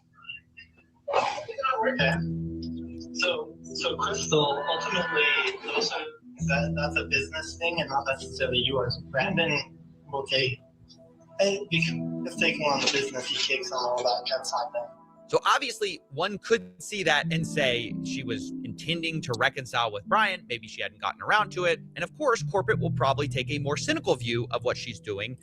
Because that's how I would take it too. Her saying that is that, she knew that she still owed him money and wanted to make sure that he at least was going to get because of how much was there. Well, like in the ring camera footage too, I suppose she's like, if I don't have it, I don't know what to pay him. So I think it lines up. Yeah. Let's see. You're getting tired, aren't you, John? I can hear it. These receipts. No, I'm good. I'm just very this is wild. This one's been a wild one, man. At least it's a more fun one. Whose side Let me go. you're on, Yeah, she for hadn't sure. gotten around to it. And of course, back up If taking on the business, he takes on all that side then. so obviously one could see that and say she was intending to reconcile with Brian. Maybe she hadn't gotten around to it. And of course, corporate will probably take a more cynical view of what she's doing by printing these receipts. But the point is, regardless of whose side you're on, I think we can all agree there's a lot of weird stuff here on all sides. Abnormal stuff. Sure, maybe you can chalk some of this up to bad record keeping between the U-Haul, the layaways, the $20,000 in Lego sets that corporate called $2,000 to $5,000 that was there that night, the off-book deals. But even if we can't like fully know 100%, what these weird things were about, I think they tell a story of what actually happened to Brian's collection. In a way, multiple people, I think, are kind of right, kind of wrong. The Gormans were correct that more of that collection was there that night of the takeover than previously thought. But corporate also alleged that some of it was offsite, and that appears to be partly true, although some of that is disputed, and it looks like, way more of the collection was sold and layaway than Brian was paid for. But all in all, there's a lot less missing than many people think, especially if your starting number is $200,000. I estimated, and I must emphasize, estimated with bad records, that there's only about $10,000 to $20,000 in Lego that isn't explained by one of these sources. That's a good one. This isn't to say Brian's been fully compensated. Much of this Brian wasn't paid for that I know of. So I estimate he's still out about $50,000 to $83,000 for Lego he wasn't compensated for. And I think, honestly, that's something that Bricks and Minifigs obviously should handle and make right. Regardless of what a franchisee does, the new one, the old one, the company behind it must stand behind their product, their service. And I can't imagine a better example of a company doing the opposite. Thank you for saying that. Awful customer experience that has snowballed into this crazy series of events. But okay, I want to pause right there. Yeah, because that's something that I've been saying in these streams, in these past streams too, is that I believe that's the thing, that it's a possibility that too. Yeah, the Crystal, could have been negligent, but the thing is they kind of helped by the way they handled it, by kind of storming the place. They kind of helped. If she was being negligent and is at fault for him not getting paid due to her negligence. They kind of made the situation worse by the way they handled taking over the store, instead of just getting everybody together and figuring it out, and just kind of ushering her out the door as quickly as possible. That was a mistake. That's something that they shouldn't have done, because then they gave her, in a sense, like I said, whether it was due to again just being negligent or if it was intentional, they helped her out. They completely helped her. They helped her out in that situation by doing that. So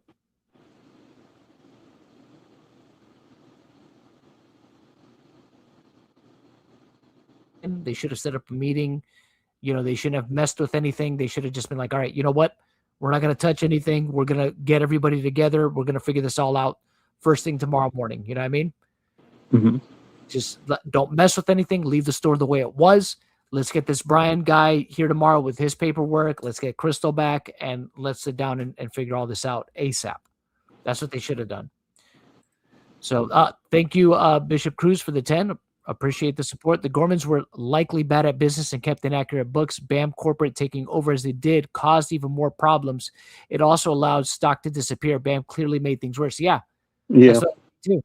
I think that's really what it is. They could have just been, again, I can totally see a scenario where, there was negligence and she didn't handle things properly or kept proper records or was consistent with stuff like that. But again, the way they kind of stormed the store and just kind of forced their way in, that didn't help nothing. So, well, the way they even said, like, what is it, in hiring Crystal, like either they never did a background check on her or they just like approved her to be there after she revealed her past to them. You know what I mean? Yeah, exactly. So I'm like, she got in there, one way or the other on their negligence. So absolutely. Yeah. Jim Winbane, thank you for becoming a member. Appreciate that. All right. We got to do something for the members one day. Instead of taking accountability for that, they've taken an aggressive legal strategy, which I told them personally was a horrible idea. As of writing this, Brian Mansell is being sued for $1.3 million as part of a legal campaign against him and Reckless Ben and any of the associates. Remember, Brian is the same guy who lost all these Legos at Bricks and Minifigs store And I told the CEO and COO that's ridiculous and they should drop this. Look, Oh mistakes yeah. have been made. Oh yeah. 100%. This is again, and we've said this a bunch of times. For those of you that are first joining us here in chat, if you guys haven't seen the past live streams or videos that we've made about this, even if they win the court case, they still lose in the end. They're never going to have the same kind of relationship. It'll never be the same. With fast pace, yeah, it's just bad. This is an absolute PR nightmare. Like I said, they're committing straight up PR seppuku because they will never carry good favor within the community again after this. They're gonna have to put in some serious work, John. Like they're gonna have to figure something out. Yeah, they might have to rebrand the company. They might have to start from scratch because this is just, like I said, it's going to be a horrible taste in people's mouth. It already is. It already is. It's just, people are the Bricks and Minifigs brand is forever going to have a stain on this because they're just going to look like bullies. Sean said it perfectly. And what is it? Emmett McNasty, like, fuck you for saying you want to come to the table with Brian while suing him at the same time. Like, that's what they're doing. Like, that's what the taste in people's mouth is. Yeah, it's messed up. Yeah. This is just, it's an absolute nightmare, publicity nightmare for them. Yeah. Oh yeah, I'm sure they'll have nice little sets of golden parachutes for. You should put a poll, John. Put a poll, John. See if BAM can ever fucking redeem themselves. What does everyone else think? Just us talking, Sure. Let's do it. We'll do a quick poll before we continue the video here real quick. Cause there's no way. Yeah. Like I said, I'm pretty sure that thing is. Yeah. They're going to go the Joe Exotic route. I will never financially recover from this. It's never going to happen. I feel you that poll is going to look like a lightsaber. You know what I mean? There's going to be like a small margin yet. Like, no, I feel like that's what it's going to be.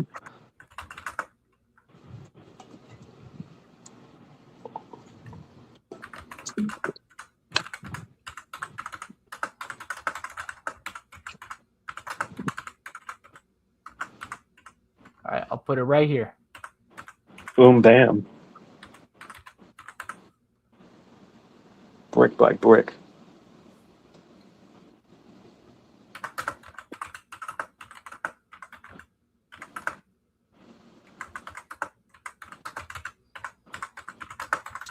We're going to put it right here. You guys let me know. It's be a fun little poll. Fuck yeah, let's go.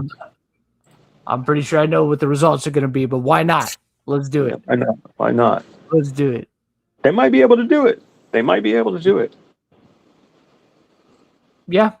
Yeah. It was the worst possible way to do it. And then the thing is, too, remember, in one of the injunctions, they also put like that it, they were basically they're basically going to take down like people that uploaded video, they're trying to basically stop people from putting up videos, that were, either directly related with Ben's or indirectly, which is insane. It kind of reminds me of the time, who was it? It was Sinpai, remember? Yeah. Wasn't it Sinpai that was she was trying to basically block people from talking? I think so. Yeah. That was a long time ago with the puppy thing. On the internet, which was insane. It's just like, that's never going to work. You're never going to get, you can't basically file an injunction against the entire internet. Good luck. It's just like, that's ridiculous. So yeah, it was worth a shot, right? Yeah, it's like, well, we tried. Why not? Right. So crazy.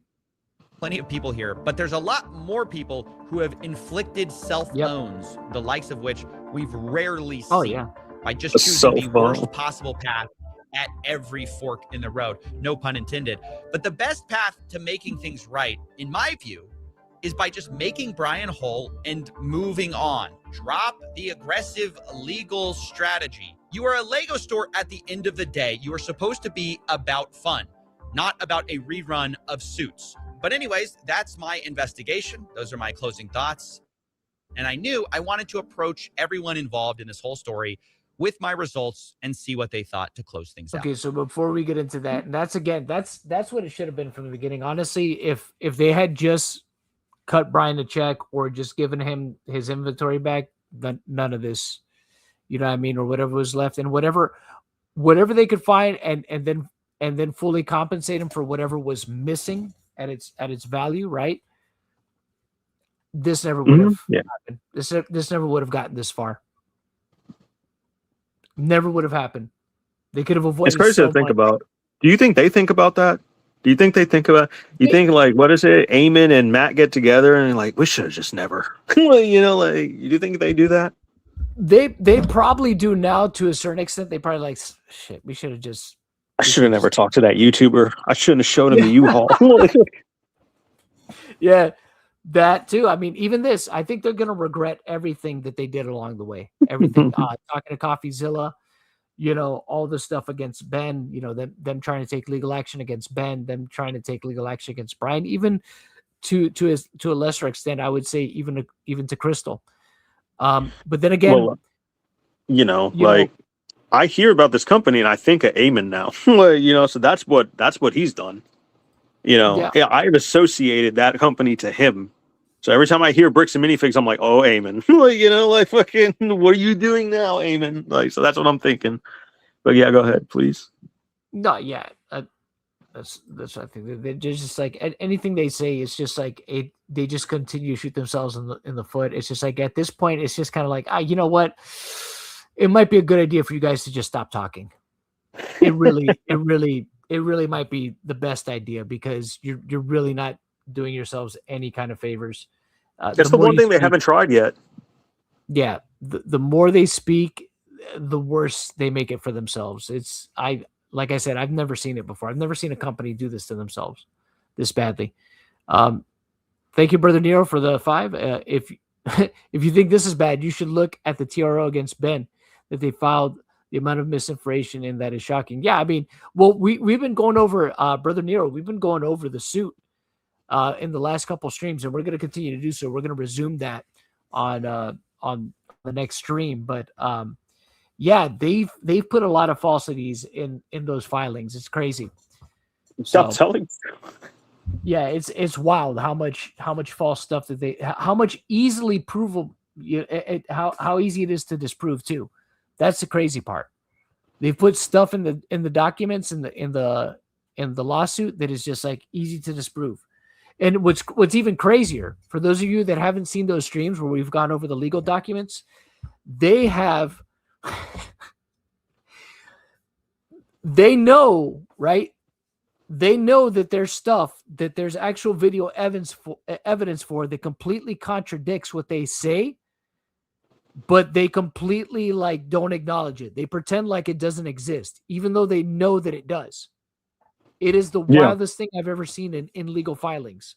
And that's something that shocked both me and Oro when we were looking through it the last couple of nights. We're like, because we tried to be charitable towards them, and we were like, well, maybe they just hadn't seen Ben's video yet.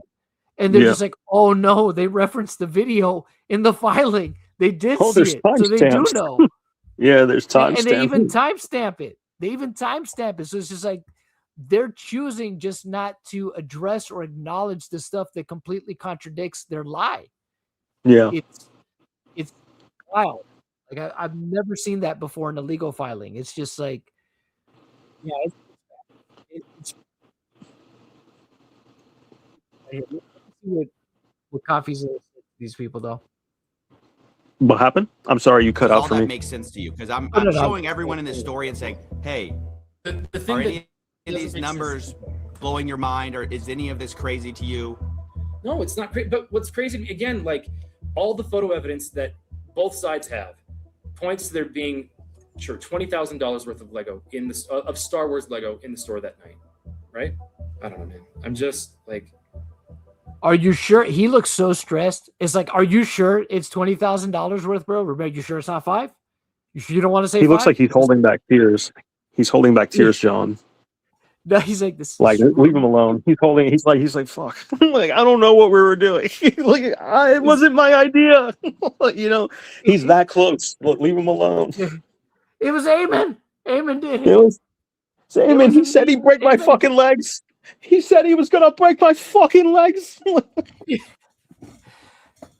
Oh man, he said he was gonna give me awful waffle like when we were kids. Oh my God. Man, this is He's holding back tears, John. Leave him alone. It looks like he is. It looks like he's holding back his emotion here. All right, let's play it. People understand maybe why there was some confusion and why there was some hesitation when somebody comes in and says, hey, you owe me $60,000 worth of product and Lego, and we go, we don't even know who you are. Like, yeah, Crystal mentioned something about consignment on her way out the door. And we go, sure, we'll get that figured out. But then the guy just walks in and demands $60,000 worth of Lego. What U-Haul? Like, what am I supposed to do other than say? Yeah, I think that we'll discuss the video after we finish it. We'll do a full kind of discussion on the points. But yeah, there's more to say about that for sure. Show me. It was funny. The problem is there's so much of a dispute on the timeline, and this is what's going to make the story so hard to tell. Is like they say you guys are unreasonable. They tried, and eventually they gave up. But they say they tried it. They were basically met with like unreasonable requests, things like that. So verification, documentation, is that unreasonable? Do you think?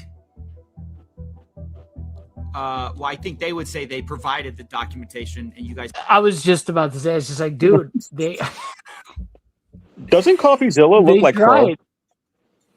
Yeah, a little bit. He kind of does remind me of Crow a little bit. He looks like Crow a little. Yeah, he does. But that's the thing, right? They tried to provide documentation. They did. They tried, like they tried, but the thing is, no, he got kicked out of the store. And then in another instance, where somebody else tried to bring in documentation, get out of the store now before he even had a chance to say anything else. You're trespassed. Crazy. Yeah. Say you need more documentation. So I mean, that's kind of the right.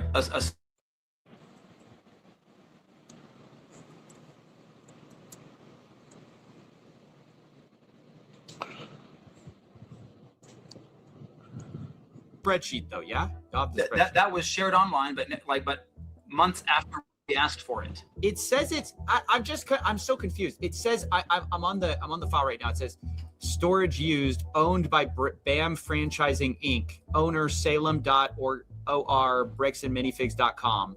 What are you looking at? It says owner Salem.or at bricksandminifigs.com. That's you guys. It says owned by BAM Franchising Inc. It says created September 6th, 2024.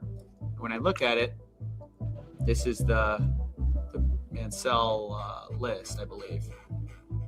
So this would have been created under so we have the we all definitely have this. Y'all have access to this. Well, oh man. Sorry. Amen.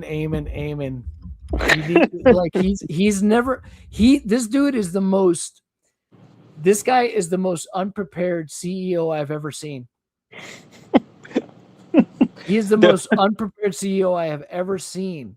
Remember when corporate sent out an email to their franchises saying this will be over in 2 weeks? Yeah, it was probably, and I'm sure that he probably had a lot to do with that draft because it's so tone deaf and so bonkers to me that, man, this is a real person. This is real life, John. Yeah, he's a real guy, man. I can't believe this guy real life is a CEO of a company, man. With he's just not prepared. Unprepared is a word, John. He didn't even have a lie ready to go. I guess unprepared is the correct word. Yeah, I paused it right at the right face too. Yeah, tell me something good. So if we have the so stressed too. We all definitely have this. Y'all have access to this. Tell me that you love me.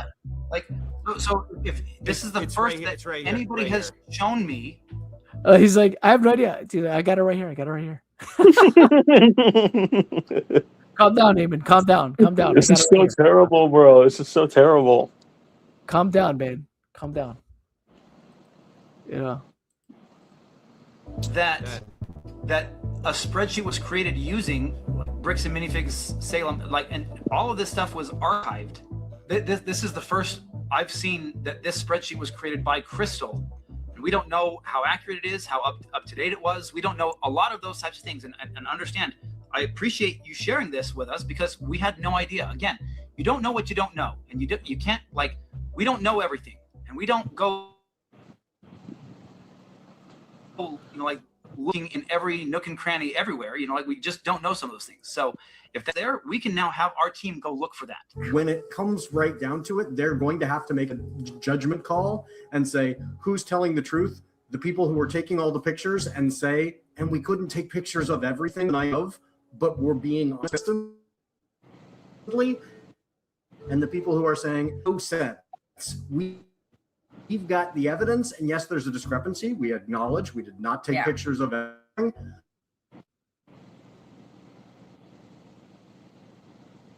These missing, percentage, whatever that would be, 5% is some magical other place. Or it was sitting there in the store and we didn't get pictures of it. If I messed up, explanation. If I messed up on my record keeping, I will take accountability for that. Mm-hmm. It's possible. If my staff didn't draw attention that consignments had left out, so I'd move them to the thing.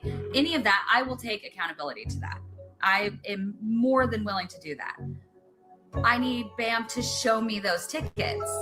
As they promised to do. I will sit down with Brian and talk this over and figure out what we missed and where it was missed and how it was missed and make that right with him. I mean, that's new information no one's ever found out. So that's like awesome. They're going to lose hundreds of millions of dollars because of their own wrongdoing. They're literally going to destroy their entire company because they're this stubborn over maybe $20,000 worth of Lego. Sure, I'll be keeping you in the loop with what Nice. I'm excited. This was good work. My other final thoughts is, dude, you solved it, dude. That's awesome. Ben's such a good guy. Oh my goodness. Yeah. Yep. Okay, let's see if there's any more, and then we'll give some final thoughts ourselves here. Wow. Oh,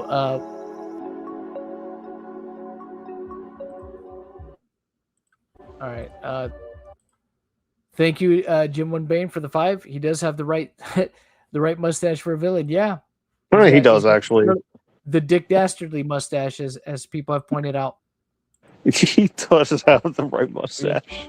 Yeah.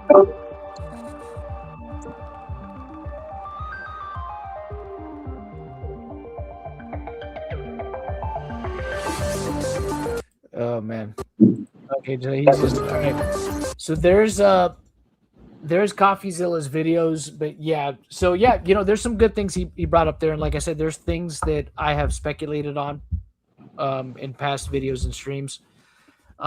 Which again, look, like I've said too, look, if Crystal messed up, that she needs to be held to account for where she messed up for sure.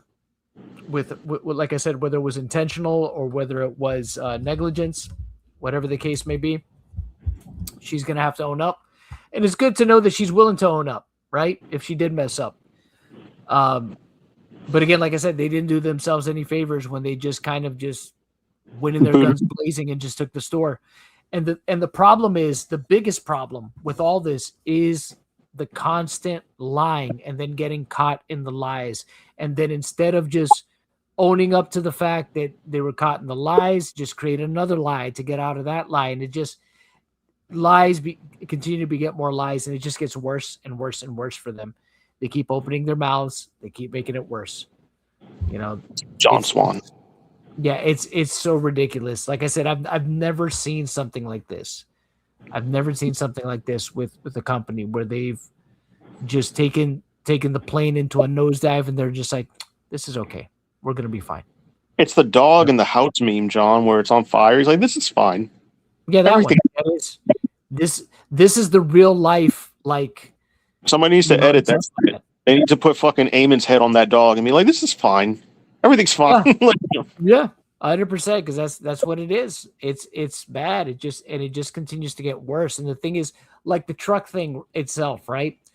It's just the fact that they're just like, oh man, the fact that they're just like, there was no truck, and they're like, well, there was a truck, but we could explain why there was a truck, because the truck wasn't really going there. It was going to a storage for another Bricks and Minifigs. For a birthday party. It's like it's so ridiculous. And the thing is, again, it really comes off as them just weaseling the way around it. Not just weaseling the way around it. It's insulting, because it's kind of like they're insulting people's intelligence. You know what I mean? Thinking that people will totally buy this. And it's just like, dude, look, if the truck was there that night, just say it was there that night. Yeah. That's it. If you drove up in it, I mean, if you want to argue that he didn't load it up with stuff, sure, go ahead. I mean, maybe try that. But it's just like, it's bad, man. It obviously was there. And the thing is, then you have the instance where Brandon himself literally provides the receipt that has the date that confirms that he did indeed have it. So it's just like, none of this is good for them. It's just like, it's just, this was mind-blowing to me. This video was one of the most, like, they should have never agreed to participate in this. I just think back to that ring camera footage too, where they said, we'll take care of it because Simon Brandon's got it. It's crazy. Yeah, that too. Yeah, that too, man. The fact that they said that they would take over the consignment. Yeah. Mm-hmm. And, right there, they took responsibility for it, and that honestly, again, if it's something that they weren't willing to do, they should have just said, hey, look, we didn't know about this consignment beforehand, so we're going to have to speak with you, and we're going to have to get together with the new owners, and we're going to have to figure this out. And they take responsibility if Crystal stole shit when they have to basically replace it because they agreed to take over that consignment. I wouldn't know how that works. So, basically, I would think, again, they would take on the responsibility of what was already left there. I would think that they would take on the responsibility of also paying out whatever was owed. That's what I'm thinking. If that was all going to transfer over. So, yeah. That's what I would take from that. But then again, I don't know. I don't know what they were expecting. Something maybe. They planned very poorly. So, so they moved Josh and Brandon to Legally Mine again, or I have no idea what they don't work at Legally Mine anymore, as far as I know. That's the company. The ones that worked at Legally Mine, as far as I'm aware, from what's been provided, what's been proven, was actually Josh and Eamon. Eamon was the president, and Josh was like an executive director or something like that. So. And Brandon is the one that owned the stores with Josh. He owned the store in Eugene, Oregon with Josh, and he is the one that ended up buying the Salem Kaiser location or Kaiser, however you would say it, with Josh.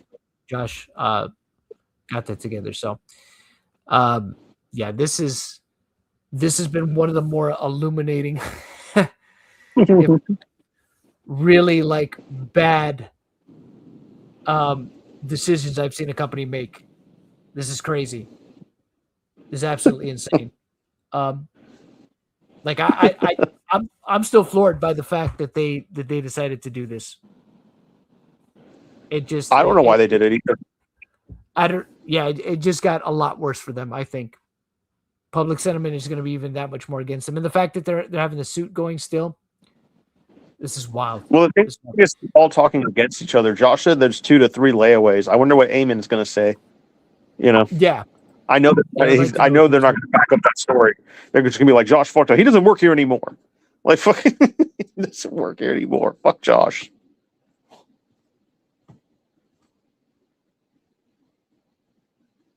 Man. But for those of you guys that are in chat, please be sure to like the stream. We're not going to close it out just yet. We'll answer a few questions, and then we'll go ahead and close out the stream for the night. But please go give Coffeezilla a sub. There's a really good video. Oh yeah, sure. yeah, this is a really good video by Coffeezilla. Be sure to like his video and stuff too. Be sure to like this. Yeah, I gave him a sub, so I was like, But, oh yeah, go. But I guess we can answer a few questions here from chat, and then we'll go ahead and close out the stream. Didn't Crystal? It's some sense at home, maybe.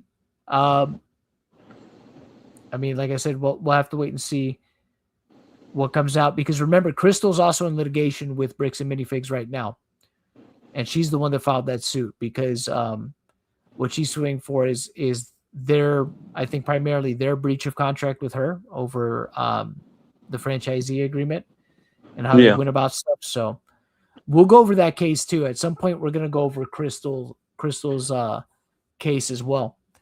Yeah. So, well, it'll be interesting because they listed as storage, but storage can mean anything. Yeah. Like a garage. It's all on 95% Crystal. 4% Brian for allowing her all his stuff. 1% corporate. That's what corporate does. Guts their franchise.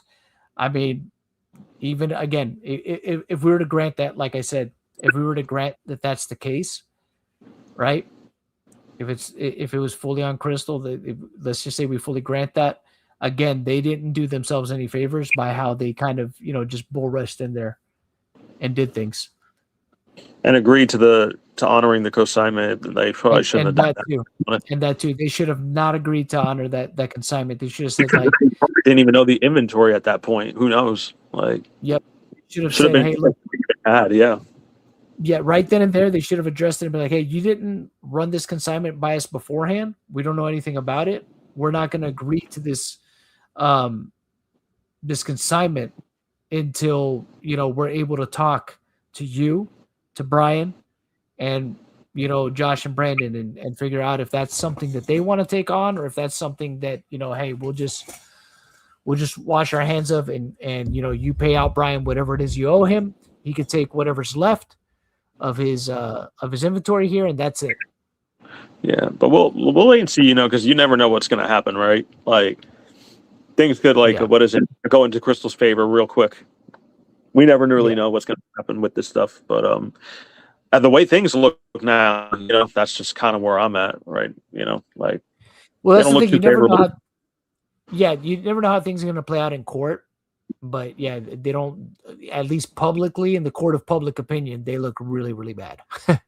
What about the audio? Is it actual audio where he says that he doesn't feel the need to return the items? As far as I know, yeah, Josh really did say all the stuff he said. I don't see any reason for Ben to fake the audio. Yeah.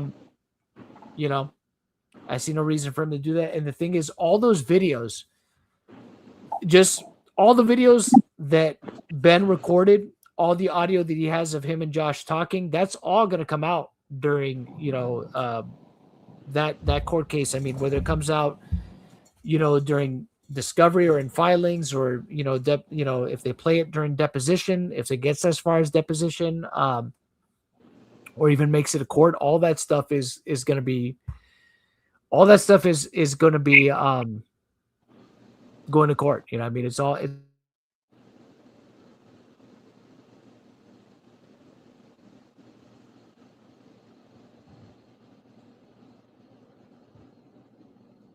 for everything as well, but I'm sure none of it makes them look any better, even if there's more context. I don't see any scenario where they say, well, there's more context to that, and the context looks any better because, these guys were smug all the way. And the thing is, when you look at the body cam footage, can you hear me? No, I'm just saying they were like in the pit. But yeah, I can hear you.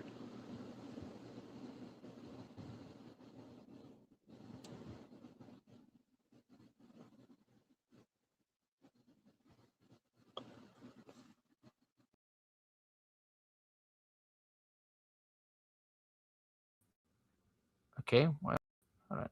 Can you guys hear me? Hello, hello.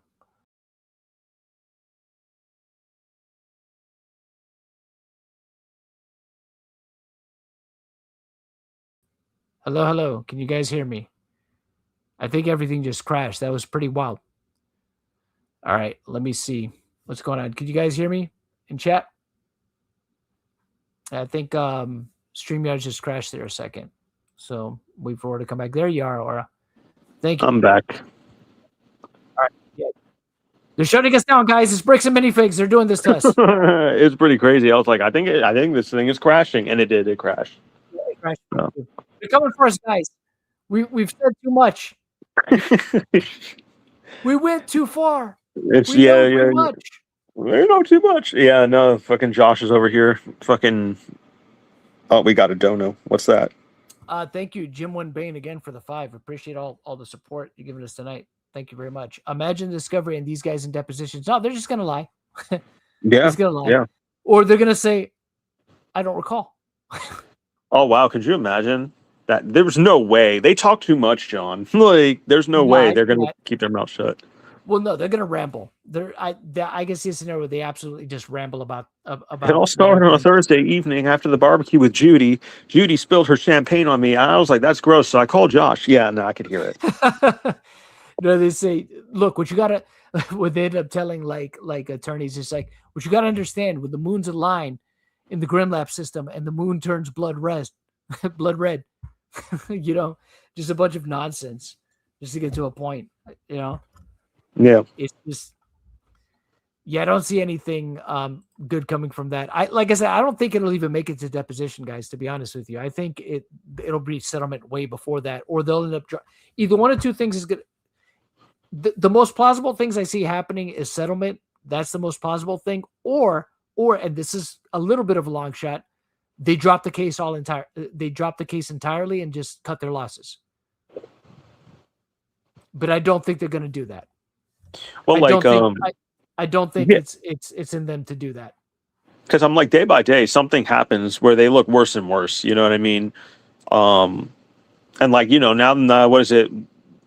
Eamon probably sued his fucking dad. You know what I mean? Like, now that shit is out there. That's what I'm saying. He just looks more and more like a scumbag. I don't think, what is it? Like, kind of like what you're saying. I think it's going to probably get settled just because I'm like, they can't handle like the barrage of bullshit that's heading their way, you know? Yeah, I think the public pressure, it looks like it's getting to them as it is. The way these guys get flustered when they're asked questions, you know, I mean, at least the way Eamon's looking, I think there's going to come a point in time where it's just like, you know what, it's just not worth it anymore. Let's just cut our losses and let's just go to the table, settle. I am interested to see what happens with Crystal, though. Like, I want to see. Yeah, I'm just curious how that one's going to play out. Yeah, and for sure, like I said, I think for sure we're going to end up going over her case. So, and see how far that's gotten. And I think last I checked, the last filing I checked for Crystal, I believe that mediation was ordered. So we'll see. We'll see what happens. Yeah. We'll see what happens with that. But I think it's moving quick. Yeah. Yeah, it is moving. Everything's moving quick. Do you think BAM Legal Counsel reviewed the U-Haul contract before Brandon rented it to finish looting the store? Oh, man. You know, here's the thing. Here's the thing. If you've been watching that we've been going over the court case, yeah, I think their attorneys are kind of like, of this, you know, cut from the same cloth. We're just like, well, let's not bring any attention to it. Maybe people won't notice. Yeah. that's the way the filings come across. Maybe if we don't address it, people will just forget about it. Yeah. Well, that's what their email to the franchises were. Just don't worry about it. Just ignore it for 2 weeks. It'll go away. Yeah. Yeah. I think so too. So we'll go ahead and wrap it there. Y'all, I appreciate you joining us tonight. Again, for those of you that are in the chat, if you're not subscribed, please be sure to subscribe and hit the notification. We've been having a blast on these streams. We'd love to have you guys join us in future streams where we go over more of this case, and obviously any news that breaks, you know, I'll cover it. But yeah, this was a really fun stream. This was a very illuminating stream, that's for dang sure. I enjoyed it. I enjoyed having you all here in chat. Thank you all for the support. Thank you. You know, hope you'll continue to support. And before we close out the stream, guys, let me go ahead and share this one last time for those of you in the chat. I'm going to link it here in the chat. This is Ben's legal defense. This is for his legal defense. Be sure to, it's on Gifts and Go. If you can't donate, please share it. Yeah, that'd be cool If you too. can, if you can't donate, share. Me and Aura have been talking over potentially also doing a fundraiser stream for both, for Ben and for Ooh. Brian. in I the gotta talk to you future. about that, John. I have a really good idea, and I think you might like it. Yeah. So Yeah, we've I'll tell you about yeah. it later.